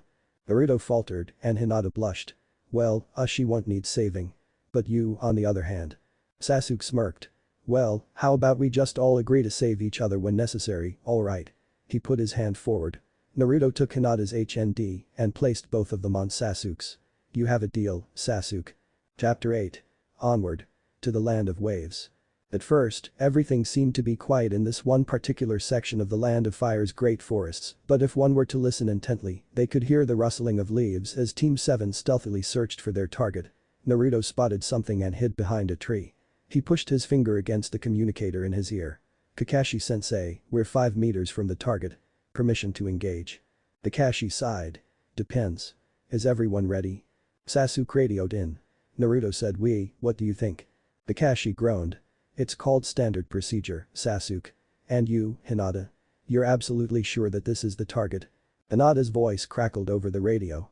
Hi, sensei. Kakashi nodded to himself. Alright, then permission granted, Naruto. Remember, mission is to capture, not terminate. Naruto smirked. Don't tempt me like that. You heard him, guys, get ready, go. Naruto transformed into his chibi fox form and dashed towards the target, a cat with a red ribbon on its right ear. The cat, being of the feline persuasion, instantly picked up the fact that there was a canine after it and dashed to the left. However, to the left was Hinata, bent over with her arms wide open. Come here, Tora-chan, you'll be safe with me. The cat, grateful for the refuge, instantly leapt into her arms and turned around to hiss at Naruto, who was already back in his human form. Naruto frowned. Man, that was too easy. Why can't we ever do something more exciting? First weed pulling, then litter removal. Naruto leaned in towards the cat. And now pet retrieval. I'm tired of it. He recoiled in pain when the cat scratched him full across the face. Apparently, it still sensed the fox in him. Hinata nearly dropped Tora in surprise. And Naruto-kun. Are you alright? Naruto rubbed his face. I'll be fine. Can't guarantee the cat's safety, though. Sasuke sighed as he approached them. Just try it. It'll give me something to do on this mission, considering that the cat dashed towards Hinata right away. Kakashi dropped in. Look, I can't change what kind of missions you get. It's the Hokage's job to assign missions, don't you remember?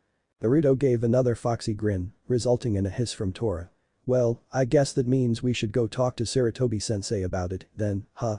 Naruto snickered as the cat was enveloped in a bear hug by his owner, Madame Shijimi, the Lord of Fire's wife. Hinata sighed. That poor kitty. Sasuke frowned. Something tells me that this won't be the last time this mission will be assigned. As Shijimi and Tor left, Hiruzen pulled out a sheet of paper. Alright then, Team 7. Your next assignments are to babysit an elder's grandson, go shopping in a neighboring village, and to help dig out someone's potato garden. Naruto took a step forward. Kakashi sighed quietly. Here it comes. After a moment, Naruto kneeled, placing one hand on his jutted out left knee, and the other hand was placed on the ground, and he stared intently into the Hokage's eyes. Hokage-sama, on behalf of both myself and my teammates, I humbly request that we receive a mission more befitting those known as shinobi. Everyone could not help but stare at the blonde genin. Hiruzen smirked. Well, looks like those lessons didn't go to waste, after all, Naruto. I think I have just the mission right here.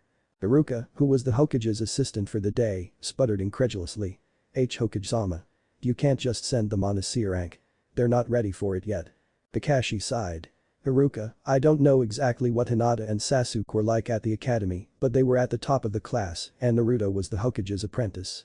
These three make an excellent team. I hate to admit it, but they even tricked me of all people during their genin exam. I think they've had more than enough training to handle some bandits.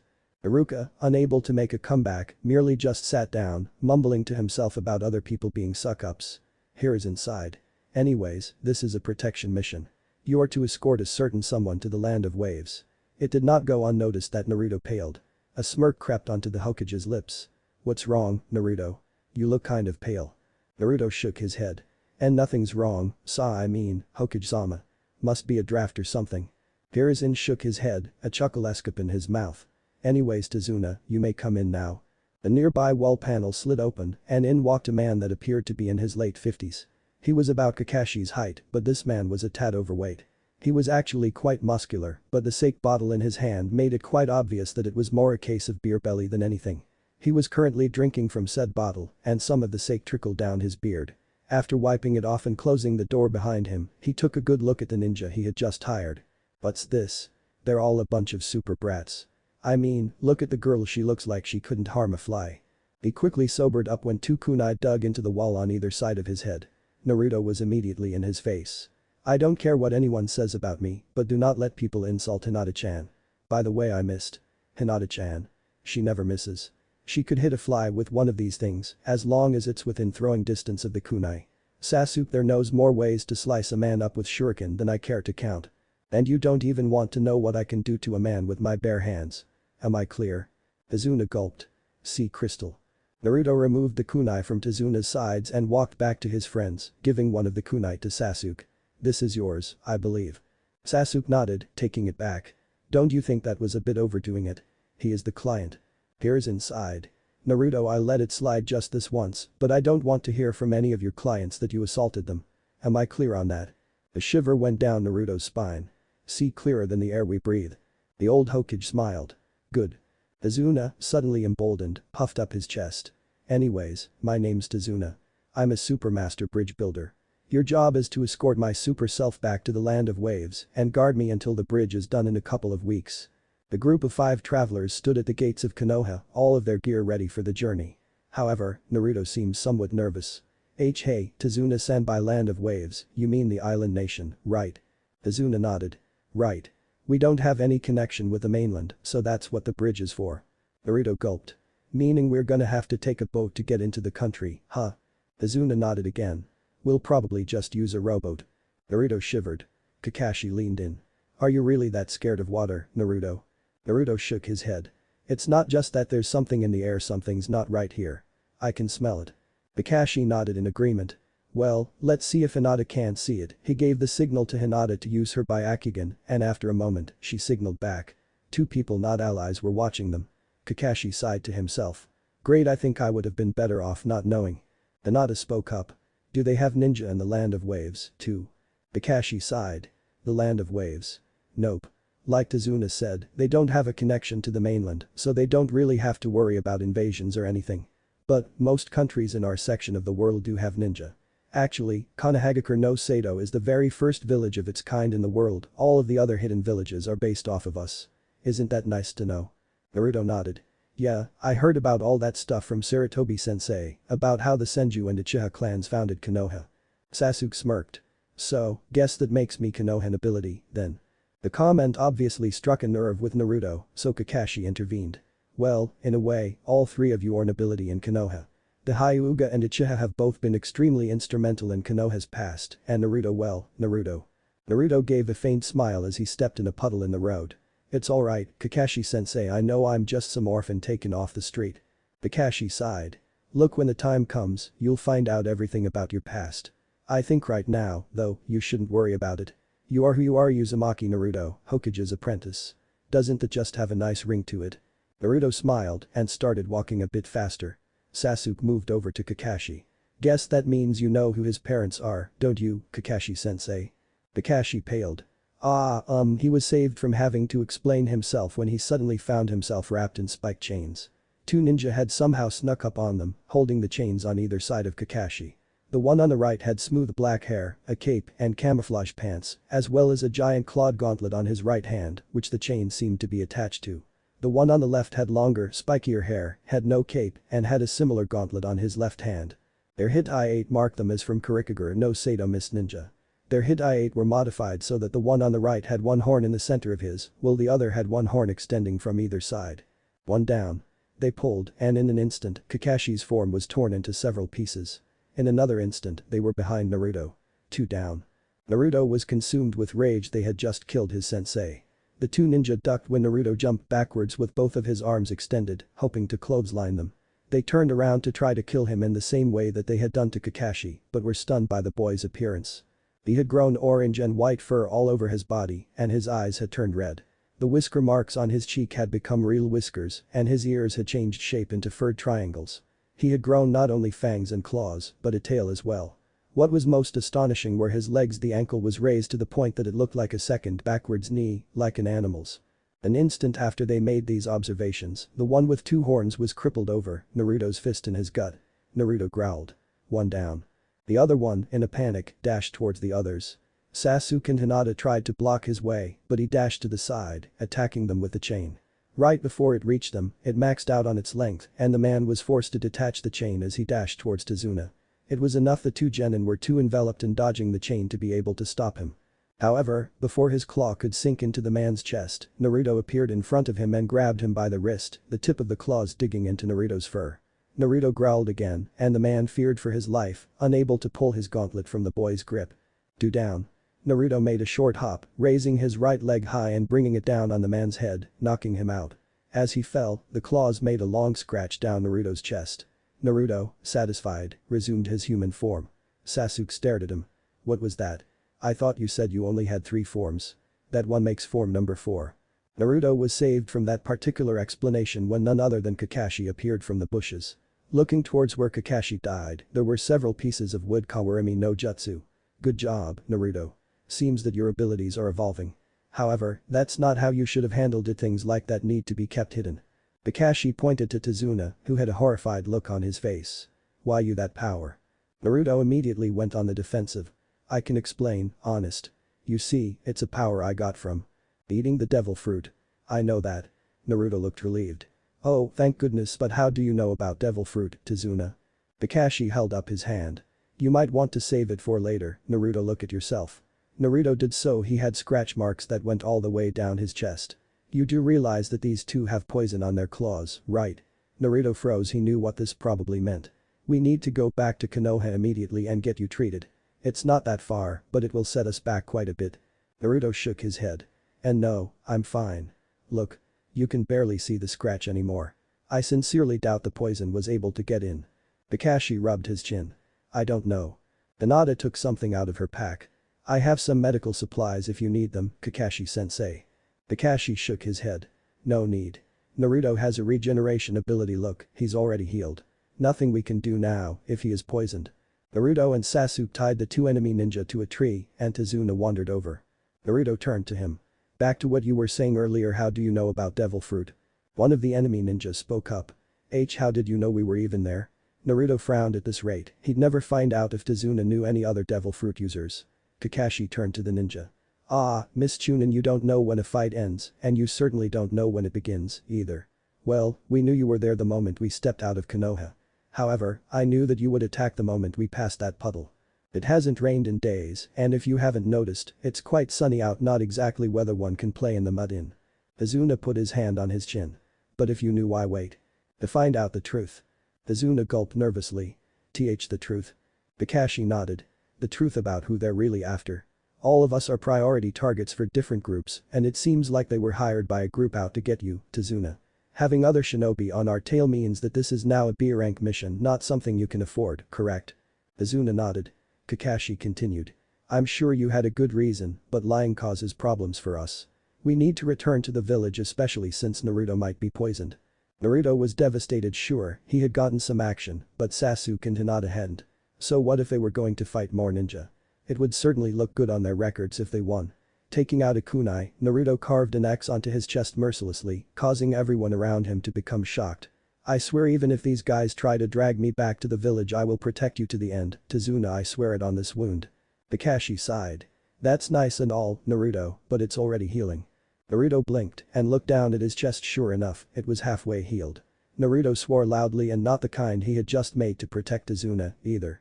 Deep in a mist-enshrouded forest was a large building, for the most part suspended in the air by ropes tied to the surrounding gigantic trees, with one such tree growing right through the building. Inside the building were two groups of men. One was a group of gangsters, with their leader a short balding man in a business suit. The other group was comprised of men identifiable as mist shinobi, all of whom were kneeling in the presence of their leader, a tall man holding an even larger sword while sitting on a couch. The businessman snarled. You failed. I paid you all good money because I'd heard that you were very strong, and you failed. The man on the couch lifted his sword and pointed it at the small mouse of a man. Stop your whining. This time, I'll go with the sword and chop off their heads. The businessman did not seem intimidated in the least. You sure about that? Apparently these ninja are very skilled. The swordsman snorted. Who do you think I am? There's a reason I, Mamachi Zabuza, am called the demon of the hidden mist village. The businessman snorted. Just make sure the bridge builder dies. I'd prefer not to do the job personally, but I will if you keep failing. As the man and his guards left, Zabuza sighed. Do it personally. Please. That mouse couldn't hurt cheese if he wanted. Chapter 9. Demon of the Hidden Mist. Naruto peered over the side of the boat as it slowly moved across the water as the oarman rowed along. He was starting to have second thoughts about protecting Izuna if it meant having to constantly be near deep water. He looked back at his teammates with the mist so thick it was really either stare at them or the water. Sasuke was leaning on the side of the boat nonchalantly, as was Kakashi. Hinata was scanning the surroundings with her Byakugan, which made the veins around her near-wide eyes bulge, making sure nobody was after them. Izuna was being himself, drinking from his sake bottle while being worried. Naruto turned to the oarman. Why aren't we using that engine again? The man growled at him. What, you want to get caught by Gato? Izuna sighed. Look, I'll tell you who's after me, but you're not gonna like what you hear. Sasuke snorted. We'll decide that later, alright. Just tell us already. Izuna nodded. He's a super dangerous man, a shipping magnate by the name of Gato. Naruto was nearly shocked. Gato, from the Gato company? He's one of the richest men in the world. Why's he after your head? Izuna grimaced. On the outside, he seems to be running a perfectly legit company, but deeper in, he's a criminal overlord who uses whatever means necessary, be it gang members or shinobi, to take over other businesses and even countries. Kakashi put his hand on his chin.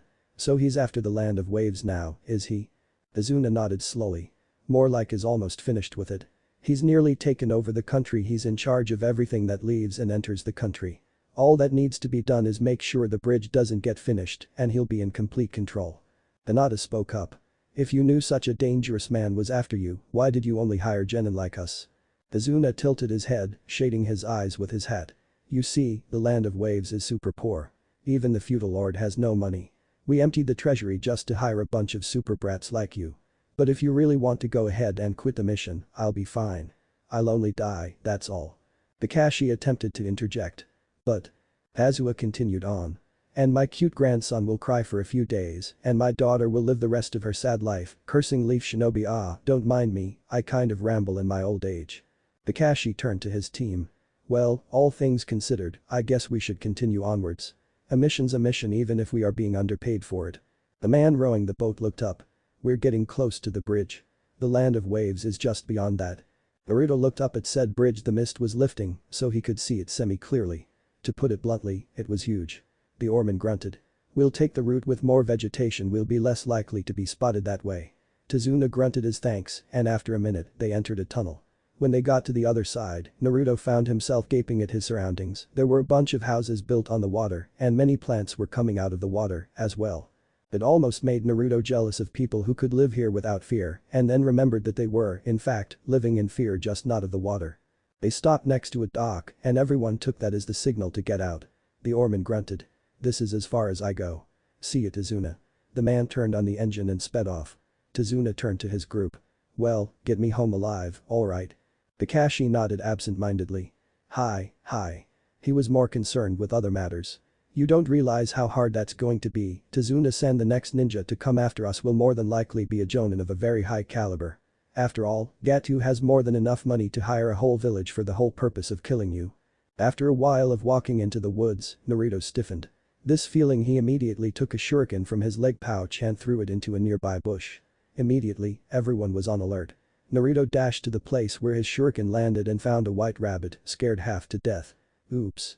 It was just a rabbit, guys." He held it up for the others to see. "Guess it must have been the fox in me that made me do that." While Tazuna berated Naruto for his stupidity, Hinata took the rabbit in her arms. "Aw, poor Usagi-san," Kakashi observed it from a distance. "A snow rabbit, so why is it white?" And when Naruto stiffened, I could feel the slightest glimmer of killer intent, and not from him, either. He felt another hint of the killing intent. "Everyone, get down, now." He gave the order not a moment too soon. As everyone lay on the ground, what appeared to be the world's biggest shuriken flew right through their ranks, curved upwards, and sank itself into a tree. They all looked up at it. It was not a shuriken, but a very large sword, and currently perched on top of the sword was a man whose eyes glowed with anger for not having beheaded them. Kakashi seemed to recognize the man instantly. Ex-Miss Shinobi Mamachi's abuser. All three genin took ready stances, the rabbit bounding away, but Kakashi waved them off. "Stand back. This guy's on a whole other level from the last two." He brought his hand up to where his left eye ought to be. Zabuza growled. "Sharingan." Kakashi, sorry, but the old man's head is mine. Orders are orders. All three genin appeared shocked. Naruto's eyes widened. Sharingan. Hinata's ready stance faltered. But Sasuke nearly lost his grip on his kunai. "Only the Uchiha have." Kakashi grunted. "Alright team, your orders are to surround and protect Tazuna. Do not engage the enemy unless he engages you first." "Zabuza, your orders are." Kakashi lifted his hit eye 8, revealing a blood-red eye underneath, with 3 comma-shaped tomo seals on the iris, seemingly rotating. "To fight with me and to die." Zabuza chuckled. "For you to bring out the Sharingan this early in a fight, I'm honored. I used to keep a handbook of important information back when I worked for Kurikager, and what it said about you, Kakashi of the Sharingan, copy ninja Kakashi, the man who copied 8,000 jutsu." Sasuke gulped. With a reputation like that, then his Sharingan must be real, but where did he get it? Only Uchiha were supposed to be able to inherit the Sharingan, as it was a genetic trait. And this man was certainly no Uchiha, right? Zabuza put his hand on the hilt of his blade. "Now then, let's cut the chatter. I have to kill the old man, and you have to kill me to prevent that. I wonder which will happen first." In an instant, both he and his blade disappeared. Hinata activated her Byakugan and pointed towards a nearby lake. "Over there. He's on top of the water." They all looked, and indeed, he was standing on top of the water. Naruto growled. He knew that taking a mission to the land of waves was a bad idea. He just had to open his big mouth. Zabuza took an unusual pose, with his right hand in front of him and his left arm pointed straight up. Ninpo Kurigaku no Jutsu. Mist swirled around him, and in a few moments, the entire area was covered in it. Kakashi swore under his breath. "Guys, watch out. Zabuza's a master of the silent kill. You won't even notice you're dead until you're in the afterlife. He'll probably come after me first, but I can't use this Sharingan perfectly. Be very careful." An instant later, a voice seemed to emanate from the very mist itself, though the voice was Zabuza's. 8 points: liver, lungs, spine, clavicle vein, neck vein, brain, kidneys, heart. Which should I go for? All three genin were immediately unnerved. Those 8 points were all very fatal. Hinata gulped. "I can't see him anywhere." Naruto shifted to his fox form. "This mist is too thick, it's eliminating his scent." However, Kakashi did seem to see something, as he immediately threw his hands together to make a seal. The pressure from his chakra caused Sasuke to grip his kunai even tighter. "This is the intensity of a fight between jonin. The pressure's enough to squeeze the life out of me," Kakashi called out to him. "Sasuke. Don't worry. I'll protect you with my life. I don't let my comrades die." He turned to face them, his eyes closed in such a manner as to suggest he was smiling.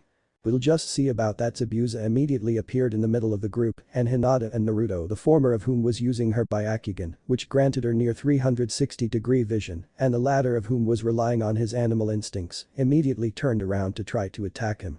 However, Kakashi beat them to it and stabbed Zabuza in the chest.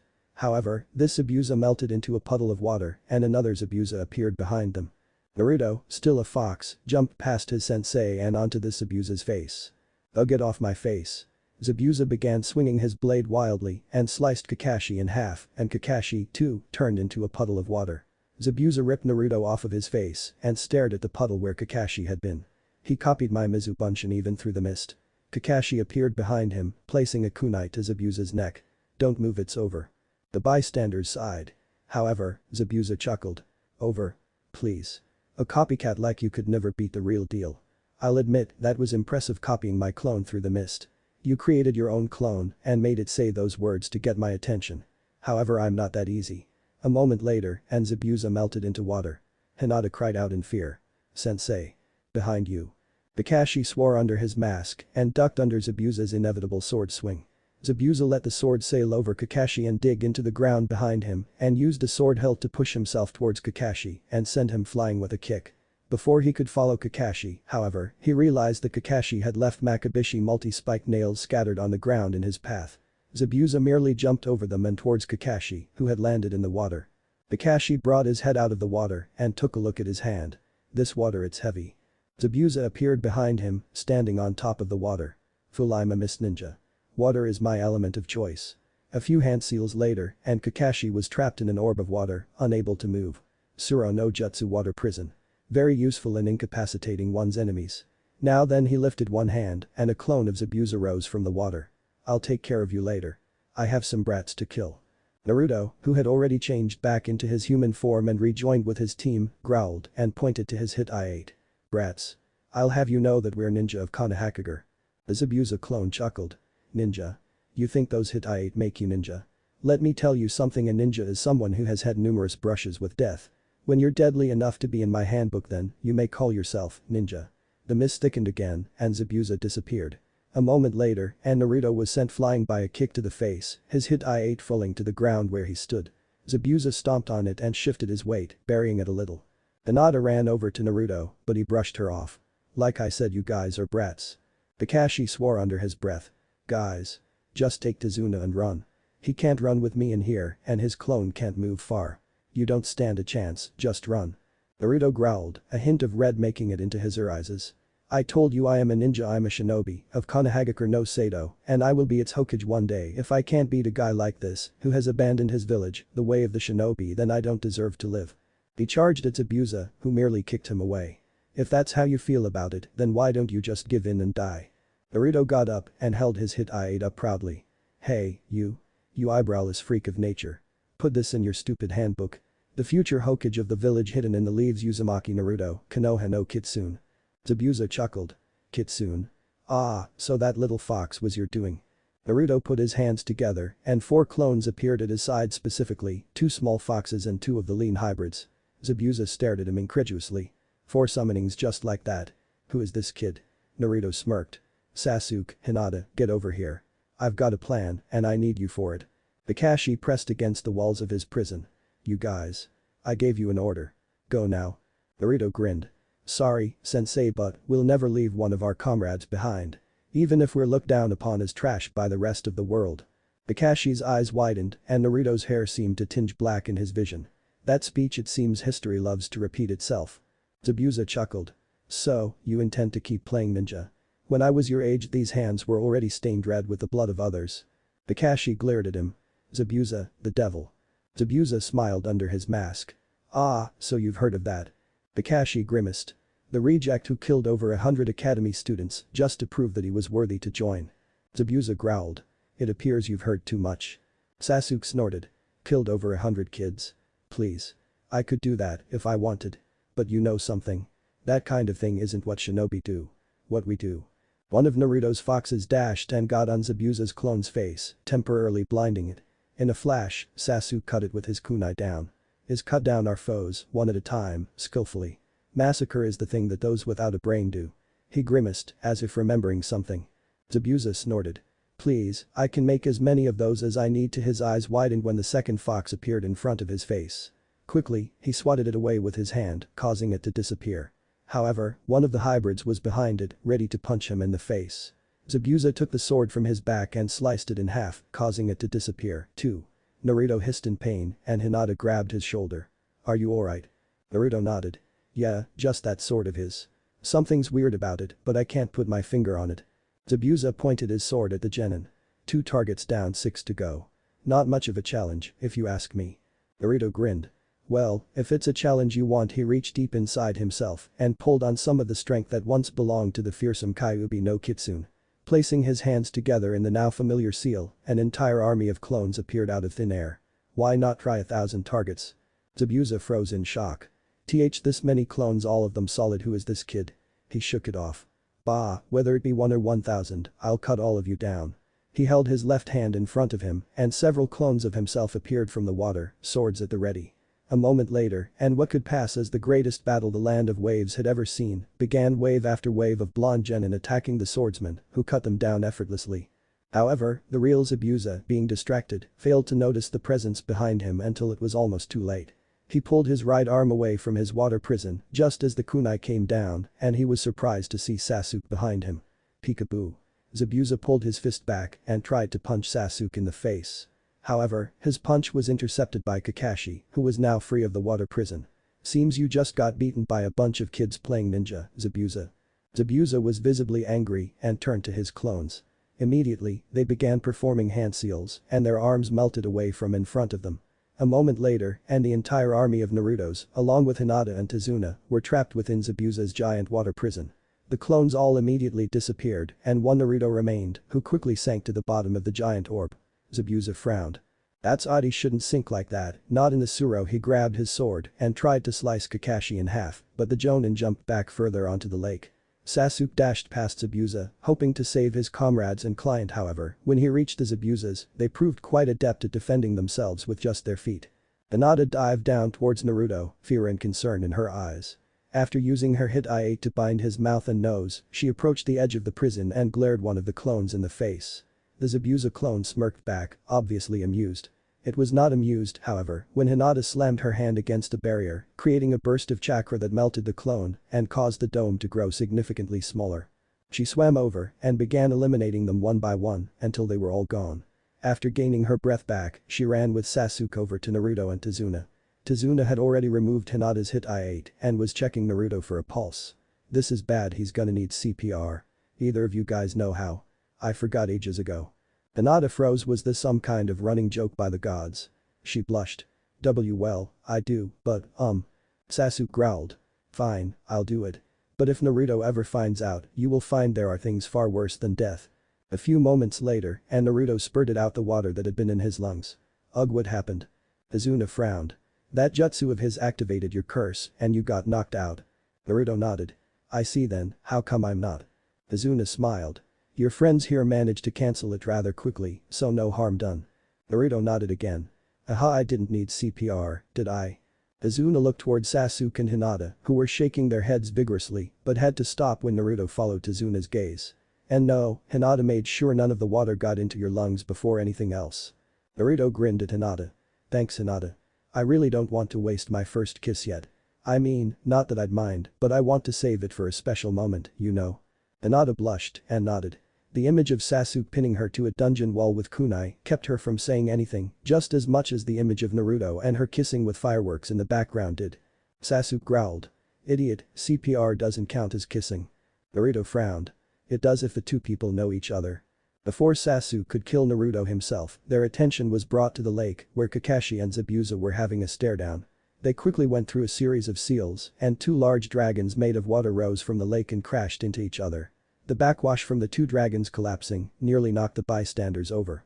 Sasuke stood amazed. Kakashi copied that many seals in so few seconds perfectly. He really does have the Sharingan. As the waters calmed, the spectators could see Zabuza and Kakashi clashing, their weapons Zabuza's sword and Kakashi's kunai pushing against each other for dominance. They separated, each taking the same pose. Zabuza stared at him incredulously. Strange, it's almost like he's.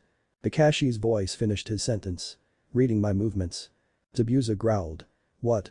He can read my mind too. That freaky eye is pissing me off. Right.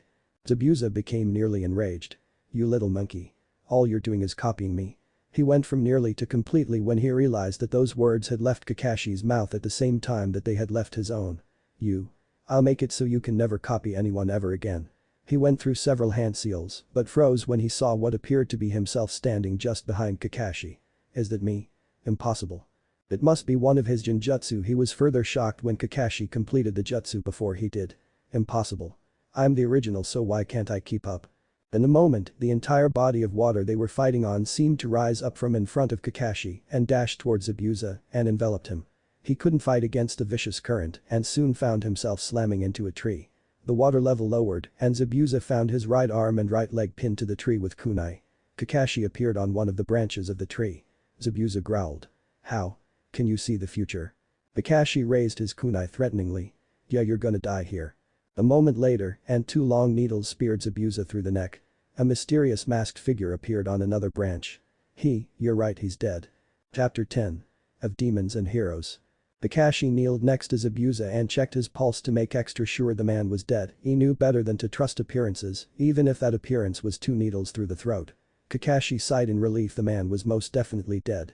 The mystery figure bowed. Thank you very much. I've been waiting to kill Zabuza for quite some time now. Kakashi narrowed his eyes at Zabuza's killer. That mask, you're a hunter nin from Kurigakure, right? The person nodded. You are correct. I am a hunter nin from Kurigakure. It is my duty to hunt down missing nin and dispose of them. Kakashi examined the newcomer. From his voice and height, he was most likely only a little older than his team, and yet he was a hunter nin, an impressive accomplishment. One more thought entered his brain: he's not a normal kid.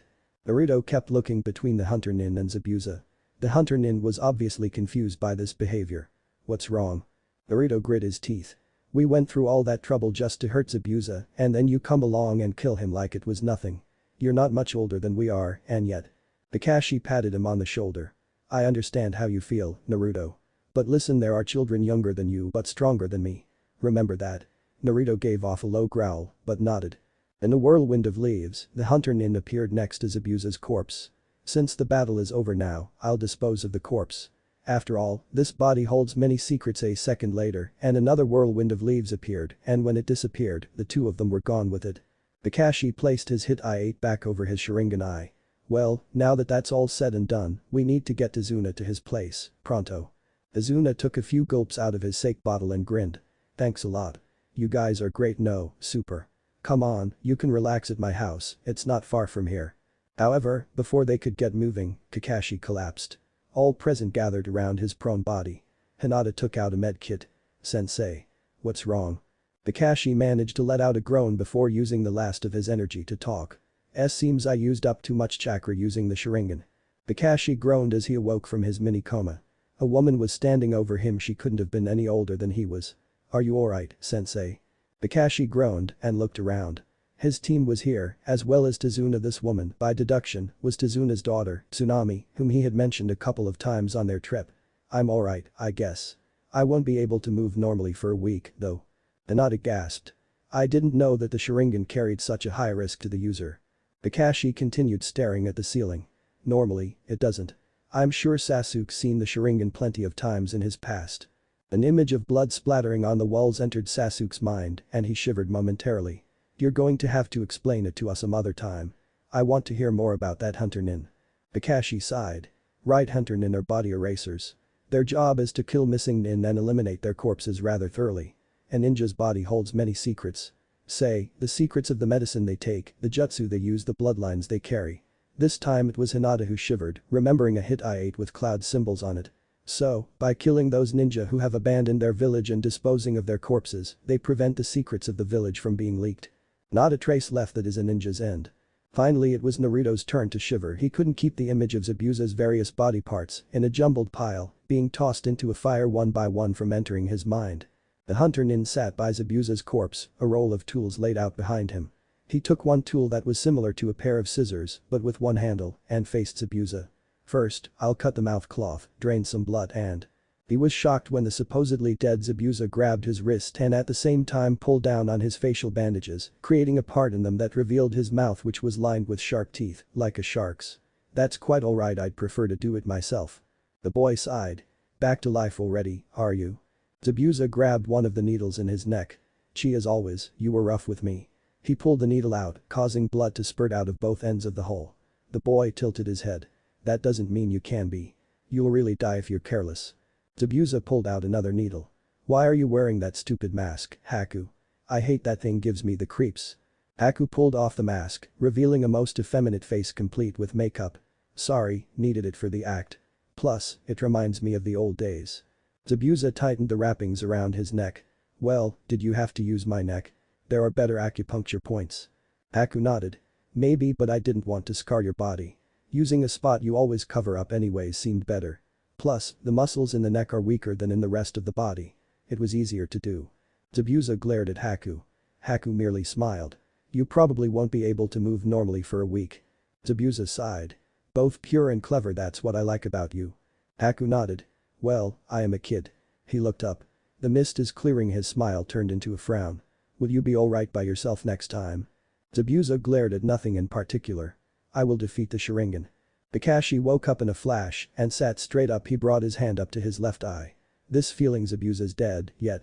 Hinata was worried. What's wrong, sensei? Kakashi glared at the ground. How did that boy dispose of the body? Sasuke frowned. He didn't. Not in front of us. Naruto crossed his arms. Wait a sec, we weren't going to attack him, would he take the corpse away? Kakashi nodded in agreement. If he needed proof that Zabuza was dead, he could have just taken his head. Another thing, the weapons he used. Hinata gasped. Senbon. Kakashi nodded. Right on. The conversation was going on too fast for Tazuna to follow. Wait, what's going on here? Kakashi frowned under his mask. In all likelihood Zabuza is still alive. Sasuke growled, obviously discontent with the possibility of facing such a monstrous person again. I thought you said he was dead. You checked. Kakashi nodded. Well, as a hunter nin, that boy could easily have faked it, considering all of the factors. If Zabuza really is still alive, he'll be out even longer than I will. Needles through the neck aside, a momentary death like that takes a lot out of a person. We have 10 days, tops, to get ready for him. Azuna frowned. Aren't you thinking this through a bit too much? Naruto shook his head. It's our way of life, always be prepared. Besides, this Gato guy's super rich, right? He could hire even more guys like Zabuza if he wanted. Hinata glanced at the floor. Sensei, by get ready for him, what do you mean? You can barely move. Kakashi smiled under his mask. By training you guys, of course. Sasuke frowned. You had a tough time with it with your Sharingan, and you expect us to get that much better in a week? Kakashi's smile didn't fade. You guys did extraordinarily well for Genin. I think we can get some good training in. Besides, this is just while I get better. I mean, to defeat him without my help, while I'd be extremely proud if you pulled it off, I'd prefer to be part of the action. Naruto smiled, his enthusiasm showed.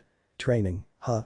I can't wait. Sarutobi-sensei never did much more than chakra control exercises with me. This is gonna be great. Great. That's not great. All present were surprised at the appearance of a small dark-haired child wearing a hat. He did not look pleased. Tazuna, however, was. Inari. Where have you been? Come, give your old grandfather a hug. Inari did as told, though with a noticeable lack of enthusiasm. Welcome back, Grandpa. Tsunami kneeled next to the two of them. Inari, say hello to these people. They're the ninja who protected your grandfather from Gatu's men. Inari glanced at them. What's the point? They're just going to die anyways. Naruto growled. What was that? Inari glared at him. There's no way you can defeat a demon like Gatu. Naruto's eyes narrowed. Demon? You have no idea who you're talking to. Naruto made to get up, but Hinata grabbed his hand. Naruto, he's just a little boy. Naruto shook off her hand, an act that more than got Sasuke's attention. Was he that mad? I don't care what kind of man Gatu is, I, who am called demon in my village, I vowed to become a hero, the greatest our village, no, the world has ever seen, even if it means toppling another so-called demon like him. Inari's glare intensified. What are you, stupid? There are no such things as heroes. Sasuke thought he saw a hint of red in Naruto's eyes, but it disappeared just as quickly when Hinata grabbed his arm a bit more forcefully than the last time. Inari moved towards one of the doors. Tazuna reached out to him. Inari, where are you going? Inari glanced back into the room as he opened the door. I'm going to my room to look at the ocean. Tazuna glanced at Naruto. Sorry. Naruto shook off Hinata once more and marched out the same way Inari had left. Kakashi sighed. This can't end well. Naruto marched up the stairs that were on the other side of the doorway. He found a door at the top of the stairs that he assumed was probably Inari's room. However, just before he grabbed the door handle, he heard a sob. Naruto stood there transfixed as Inari cried inside of his room, crying for his father. Naruto, now entirely discouraged, decided to leave the boy alone and walked back downstairs. Kakashi, now on crutches, had brought his team to the forest. Alright, I guess we'll start the training. I wanted to work on chakra control, but I guess you guys know more than enough about that, don't you? Naruto raised an eyebrow. How do you know? Kakashi sighed. Well, Hinata's a Hyuga, it's pretty much a given that she have very precise chakra control. And I saw Sasuke walk on the water earlier, and you, Naruto, were just complaining earlier about how much the Sandaime focused on your chakra control. I would assume you can walk on water, but then again. Naruto frowned. Then again, what? Kakashi sighed. Just remembering back to the bell test, that's all. Naruto immediately knew what he implied with that. That was you caught me by surprise, that's all. Same thing happened to you with Zabuza, right? Kakashi nodded. Yes, I suppose it did so. Sasuke, where'd you learn it, then? Sasuke glanced to the side. I picked it up from them, alright. What are friends for? Kakashi smiled, remembering his younger days. I suppose you're right, but this does change things quite a bit. I actually wanted to get you guys started on tree walking, but to be this advanced already you're taking all the fun out of being a teacher. Hinata glanced down ashamedly at the ground. Sorry, sensei. Kakashi sighed. Geez, it's called a joke, Hinata, but I think I know what I can teach you. He brought out a few slips of paper. Here, channel your chakra through these. The three genin took the slips of paper. Naruto raised it up to the sunlight. These aren't going to explode on us, are they? Kakashi chuckled. They won't explode. Spontaneously combust, maybe, but not explode. Naruto shivered and held his with the tips of his fingers. Don't worry, Naruto, they can't hurt you. You see, these papers are meant to determine your chakra elements. Sasuke raised an eyebrow. You mean, like how mine is fire? Kakashi turned to him. Just because you're an Uchiha skilled with Kaiten Jutsu doesn't mean you're a fire element. For all we know, you could be earth type. Naruto looked at his paper. You mean the 5 elements, right? Fire, wind, lightning, earth, and water. Kakashi nodded. Correct. The paper will react according to your elements. Just channel your chakra already, will you? Naruto gulped and did as told. A moment later, and the paper was split in two. He looked to see what had happened to the others. Sasuke's had crumpled and Hinata's had gotten damp. Kakashi smiled. Well, that's good, I can teach 2 of you how to handle your elements. Naruto, you're the oddball out. Naruto's eyes widened in surprise. What?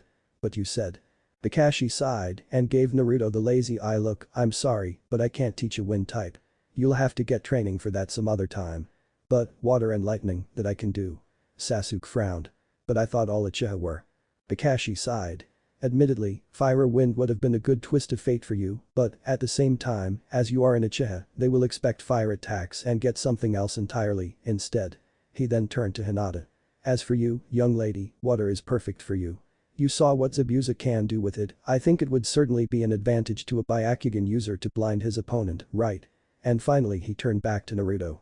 As an offensive type, Naruto, wind is certainly the best choice, it cuts through just about anything. Don't feel bad about it. I'll see to it that you get some training. It'll be a little difficult as wind is a rare element, but that makes it all the more worth it. Naruto sighed. So, what do I do while you guys train? Kakashi pulled Naruto to the side and whispered in his ear. Look, I'm not the expert on all things demonic, but your powers seem to be evolving. You should work not only on that, but on your Kage Bunshin as well. That was a nice stunt you pulled back with Zabuza making them appear to be summons, but if you train, you'll find that there are many more tricks to be found with them than that. Naruto nodded, his disappointment at not learning how to control the air itself showing. Hi. Kakashi went back to his other students. Alright, I guess we're going to have to go visit the water side, then. We can't do water element training without water, now. As they departed, they didn't or pretended not to notice Inari spying on them. He turned back and a flash of a man's grin appeared in his mind. They're just wasting their time. Zabuza was lying in his bed, staring at the ceiling, with Haku sitting at his bedside. Haku glared at the doorway as Gato and 2 men, one, a muscular man named Waraji covered with scars, tattoos, and even an eye patch for his right eye, but no shirt. The other younger-looking man named Zauri, who had long, light hair, covered by a dark cap, with a very baggy jacket. Both had katana at their sides, though Waraji was obviously left-handed. His blade was attached to the right side of his hip, while Zauri's was on his left. Amusingly, they were both wearing the kinds of sandals that they shared names with. Gato smirked. So, even you have come back defeated, Miss Ninja aren't so great. Gato began walking towards the bed in the center of the large room. Do you call yourself a devil? You can't even avenge your own men. Zabuza seemed to tense if only the slightest bit, and immediately, Gato's bodyguards got in front of their master, hands ready to draw their blades. Haku tensed, were they going to attack? However, Gato waved them off and continued approaching the bed. What's this? Why the silent treatment? Gatu reached for Zabuza's neck. How about? His hand stopped when his arm was seized violently by Haku. Don't you dare touch him with your filthy little hands. A moment later, and you could hear the bones cracking in his arm. The two bodyguards immediately began to draw their swords, only to realize that their swords were not in their own hands, but Haku's, and that the blades were pointed at their throats. For a moment they were startled, and then they began to grin. Gatu realized what was going on and stopped it before it was too late. One more chance, you hear me? Failure will not be tolerated. Zauri, Waraji, we're leaving. As the three of them left, Zabuza sighed he didn't get the chance to use the kunai he had hidden under the sheets. You didn't have to, you know. Haku smiled. I know. But, it's still too early to kill him. We need his protection, at least for now. Please, be patient. Zabuza sighed. I guess you're right. Sasuke marveled as electricity flowed around his hands.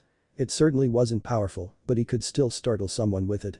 He had never imagined such a thing as controlling electricity, and he breathed fire on occasion. Kakashi smiled. Ah, you seem to be getting the hang of it. I'm a better teacher than I thought. And you, Hinata? Hinata, at the moment, had been concentrating on manipulating some water around in the air above her by just using her chakra. Her concentration having been disrupted, she was given an impromptu shower. I'm getting better, but I need to learn how to keep my concentration. Kakashi called out onto the lake. How's it going, Naruto? Naruto ducked a punch from, well, himself. I'm kind of busy right now. Busy might not have been the right word. Out on the lake, an army of Narutos, composed of his three basic forms, were having an all-out brawl. It was certainly good chakra control practice, as well as good taijutsu training, as well as a good way to increase his chakra capacity, not that he needed it, from Kakashi's point of view. The boy had more chakra than anyone else in all of Konoha. Kakashi thought back to the time Naruto had shown that new form in front of the demon brothers. It was only a little, but he had definitely felt it, the Kyuubi no Kitsune's chakra. It was certainly not hard to miss. Was that creature responsible for the evolution of Naruto's powers? It would certainly explain why Naruto couldn't access them now. The Kyuubi was a being of intense malice, its power was more than likely brought to the surface before because Naruto had been angry. Now that he thought about it, he felt a tiny bit of it back when Inari had insulted Naruto, as well. If this kept up, Naruto might learn how to control it, hopefully, before it learns how to control him. Chapter 11. Calm before the storm.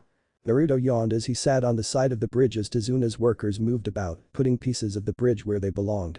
Tezuna grunted when he saw Naruto, and not because he was carrying a large wooden beam. You look super bored. Where are those other two? Naruto crossed his arms, obviously displeased. Kakashi-sensei's training them. Tezuna raised an eyebrow. Why aren't you with them?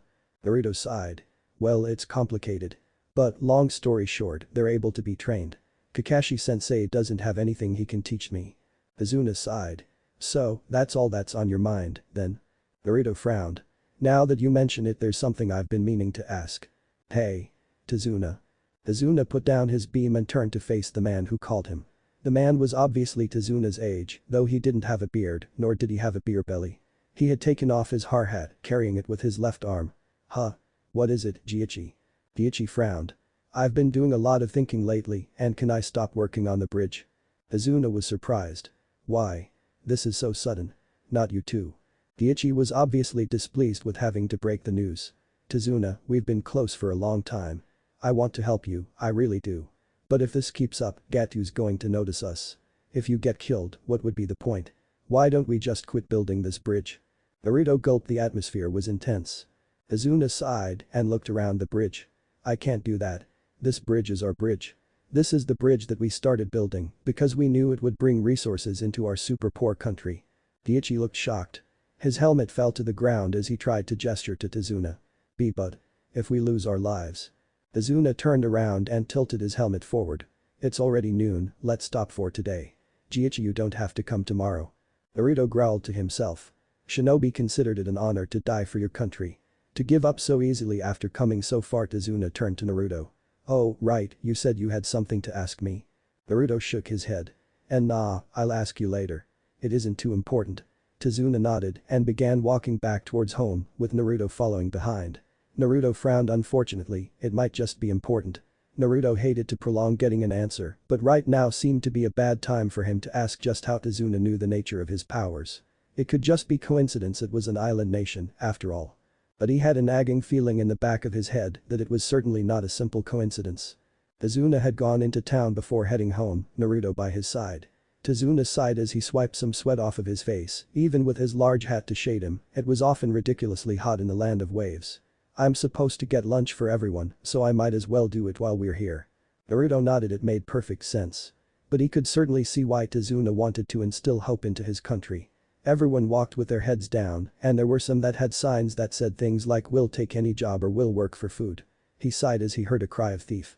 These were certainly sights that he had never seen back home. Everyone had a job, and there was plenty of food. When they found a grocery store, Naruto gulped at the sight of a gaunt youth sitting by the door, a beggar's bowl by his feet. Walking inside, he wasn't too surprised to find that there was little on the shelves, though as a result of lack of food or of high demand, he didn't know, as the country seemed so poor, it could possibly be both. A man walked past him, and Naruto noted the man's eyes on his waist pouch. Naruto growled at the would-be pickpocket. "Don't even think about it." Intimidated, the man quickly left the store. As they walked down the street, Naruto took in more sights, none of them pretty, not even the ladies. Tazuna sighed. "It's been like this ever since Gato came. Everyone has lost hope. That's why we need this bridge. A symbol of courage, to impart courage to the fearful, to give them the ability to stand up for themselves. If that bridge is completed, this land, these people will become who they once were." Kakashi smiled as he watched his two students attempt to manipulate their elements through their feet. The ground around Sasuke was scorched due to the electricity intermittently sparking from his feet. The Uchiha smirked to himself. He wondered what it would be like to get kicked in the face and receive a nasty shock at the same time. Most likely not pleasant. Hinata was on the water and drawing it from the lake with her feet, lifting the liquid orbs into the air and moving them around using her astounding flexibility. Kakashi called out to her. "You doing alright, Hinata?" This time, she did not lose her concentration. She even smiled. Hi. Kakashi smiled under his mask. Their progress was amazing. They were geniuses, by any standard. It was certainly a boon now, but he realized that it meant that it would kind of take the fun out of teaching them things at a later date. He looked at the sun. It was about noon. "Hey, guys, we should head back now for lunch. You can continue training later." Sasuke nodded and began walking back home, making sure to cause sparks everywhere he stepped. Kakashi sighed. "I said later, Sasuke." Tazuna laughed as he sat at the full table. "It's been a long time since we've had so many people over for lunch. Please, dig in." Sasuke did just that, and even Hinata was eating faster than normal. However, Naruto's appetite was much smaller than normal. He knew how scarce food was and wanted to keep the feasting down until later on in the week when he would be needing the energy. After the meal, Hinata got up and looked at a picture on the wall. Naruto walked up to her and looked at it himself. It was a picture of Tazuna, Tsunami, and a grinning Inari, but there was a fourth person, a man. If the arm ruffling Inari's head was any indication, but nearly everything above the waist was torn from the picture. Naruto turned to Tazuna. "Hey, what's up with this picture? Who's the guy ripped out of it?" Naruto already knew who it was. Inari's father, presumably a so-called hero. Tsunami, who was washing the dishes, paused for a moment. "It's my husband." Tazuna finished her sentence for her. "And, the man who was once known as the hero of our city." Inari rose from his seat and began walking towards the door. Tsunami became worried. "Inari. Where are you going?" Inari ignored her and walked right out of the building. "Inari." Tsunami turned to her father, obviously enraged. "Father. I have told you not to talk about that man in front of Inari." She, too, stormed off, slamming the door behind her. Hinata shied back to her seat. Do you mind telling us the story behind all of this?" Tazuna sighed, putting his cup down. "You see, Inari had a father not related by blood. But they were close, just like a real father and son back then." Inari laughed a lot. They could all see Tazuna shuddering from the sadness of the memories, tears forming in his eyes. "But it all changed after that incident. The word courage that day, it was stolen from this land, from our people, from Inari." Sasuke seemed genuinely interested. "What happened?" Tazuna took off his glasses and wiped the tears out of his eyes. "First let me tell you about the man who was called a hero in the city." Hinata tilted her head. "Hero?" Tazuna nodded. "It was about 3 years ago that Inari met him. Inari was being bullied by a boy named Akane, who had taken his dog. When Inari had demanded Pachi the dog back, Akane threw Pachi into the water. Inari wasn't able to swim and didn't have enough courage to try. Akane kicked Inari into the water and Inari nearly drowned. Don't worry, Pachi figured out how to dog paddle. Anyways, when Inari came to, there was a man cooking fish on a fire. He had saved Inari and inscribed into his heart these words: if you're a man, choose a life of no regrets for something that is precious to you, no matter how tough, no matter how sad, you must try, and even if you lose your life, protect it with these 2 arms. If you do that, even if you die, the proof of a man's life remains forever." His name was Kaiza, a fisherman who had come here to follow his dreams. He and Inari grew very close. It may have been because Inari's real father died before Inari could get to know him. But they were inseparable, as a real father and son would be. It was only a matter of time before Kaiza became a member of the family. Naruto smiled. The story reminded him a bit of himself. His parents had died when he was born, or so he was told. He still didn't know if the story of him being the Kyuubi was true or not, but he was hoping it was the latter. Sarutobi had pretty much raised him, and it was nice to be human, or as human as he could get, considering his demonic powers. Kaiza was also a man that the city needed. I remember this one time when it was raining so hard that the dams were overflowing. The river gates were forced open, and Kaiza dove right into those rapids with a rope and tied them shut. Kaiza was a hero here. Inari couldn't have been prouder of him. But then Gato came. Kakashi frowned underneath his mask. So Gato rears his ugly head once more. What happened? Azuna seemed to struggle for words. Kaiza was put to death by Gato, in front of everyone. The three genin were too shocked for words. Hinata stopped breathing for a moment. Kaiza objected to Gato's presence. Gato labeled him as a terrorist and executed him. From that day, Inari, Tsunami, the whole city changed. Naruto's shocked face turned into a frowning one. He remembered Inari's words from the previous day. What are you, stupid? There are no such things as heroes. And then, he remembered Inari crying for his father. Something else Inari had said took on a whole new meaning to him. There's no way you can defeat a demon like Gato. Naruto got up from his seat and moved towards the door. Hinata was startled and found the ability to speak again. And Naruto, where are you going? Naruto smirked. I'm going to prove to Inari that heroes do exist. When Hinata came out of the room shared by the shinobi, Tazuna noticed that Naruto, who had been nowhere else in the house, was not in there either. Naruto didn't come home last night either. Kakashi, who was sitting just inside that room, nodded. He's been training non-stop ever since he heard your story. Sasuke snorted. He's very simple like that. Intelligent, but lacks common sense. He might have used up too much chakra and died by now. While Hinata started shivering in fear at the possibility, Tsunami put her breakfast on the table. I hope he's alright. A child out in the woods all night by himself. Kakashi's eye closed in that distinctive manner that indicated he was smiling. I wouldn't worry. Naruto may not seem like it sometimes, but he's a shinobi just like we are. Plus, he has more chakra than anyone else in the whole village. Sasuke took a sip from his drink. I don't know, it still wouldn't surprise me. Hinata seemed interested by what Kakashi had just said. More chakra than everyone in the whole village. How come? Is it because of? Kakashi shook his head. No. All of that chakra is perfectly natural. It's not surprising, considering his pedigree. Sasuke's interest was perked. As well his pedigree.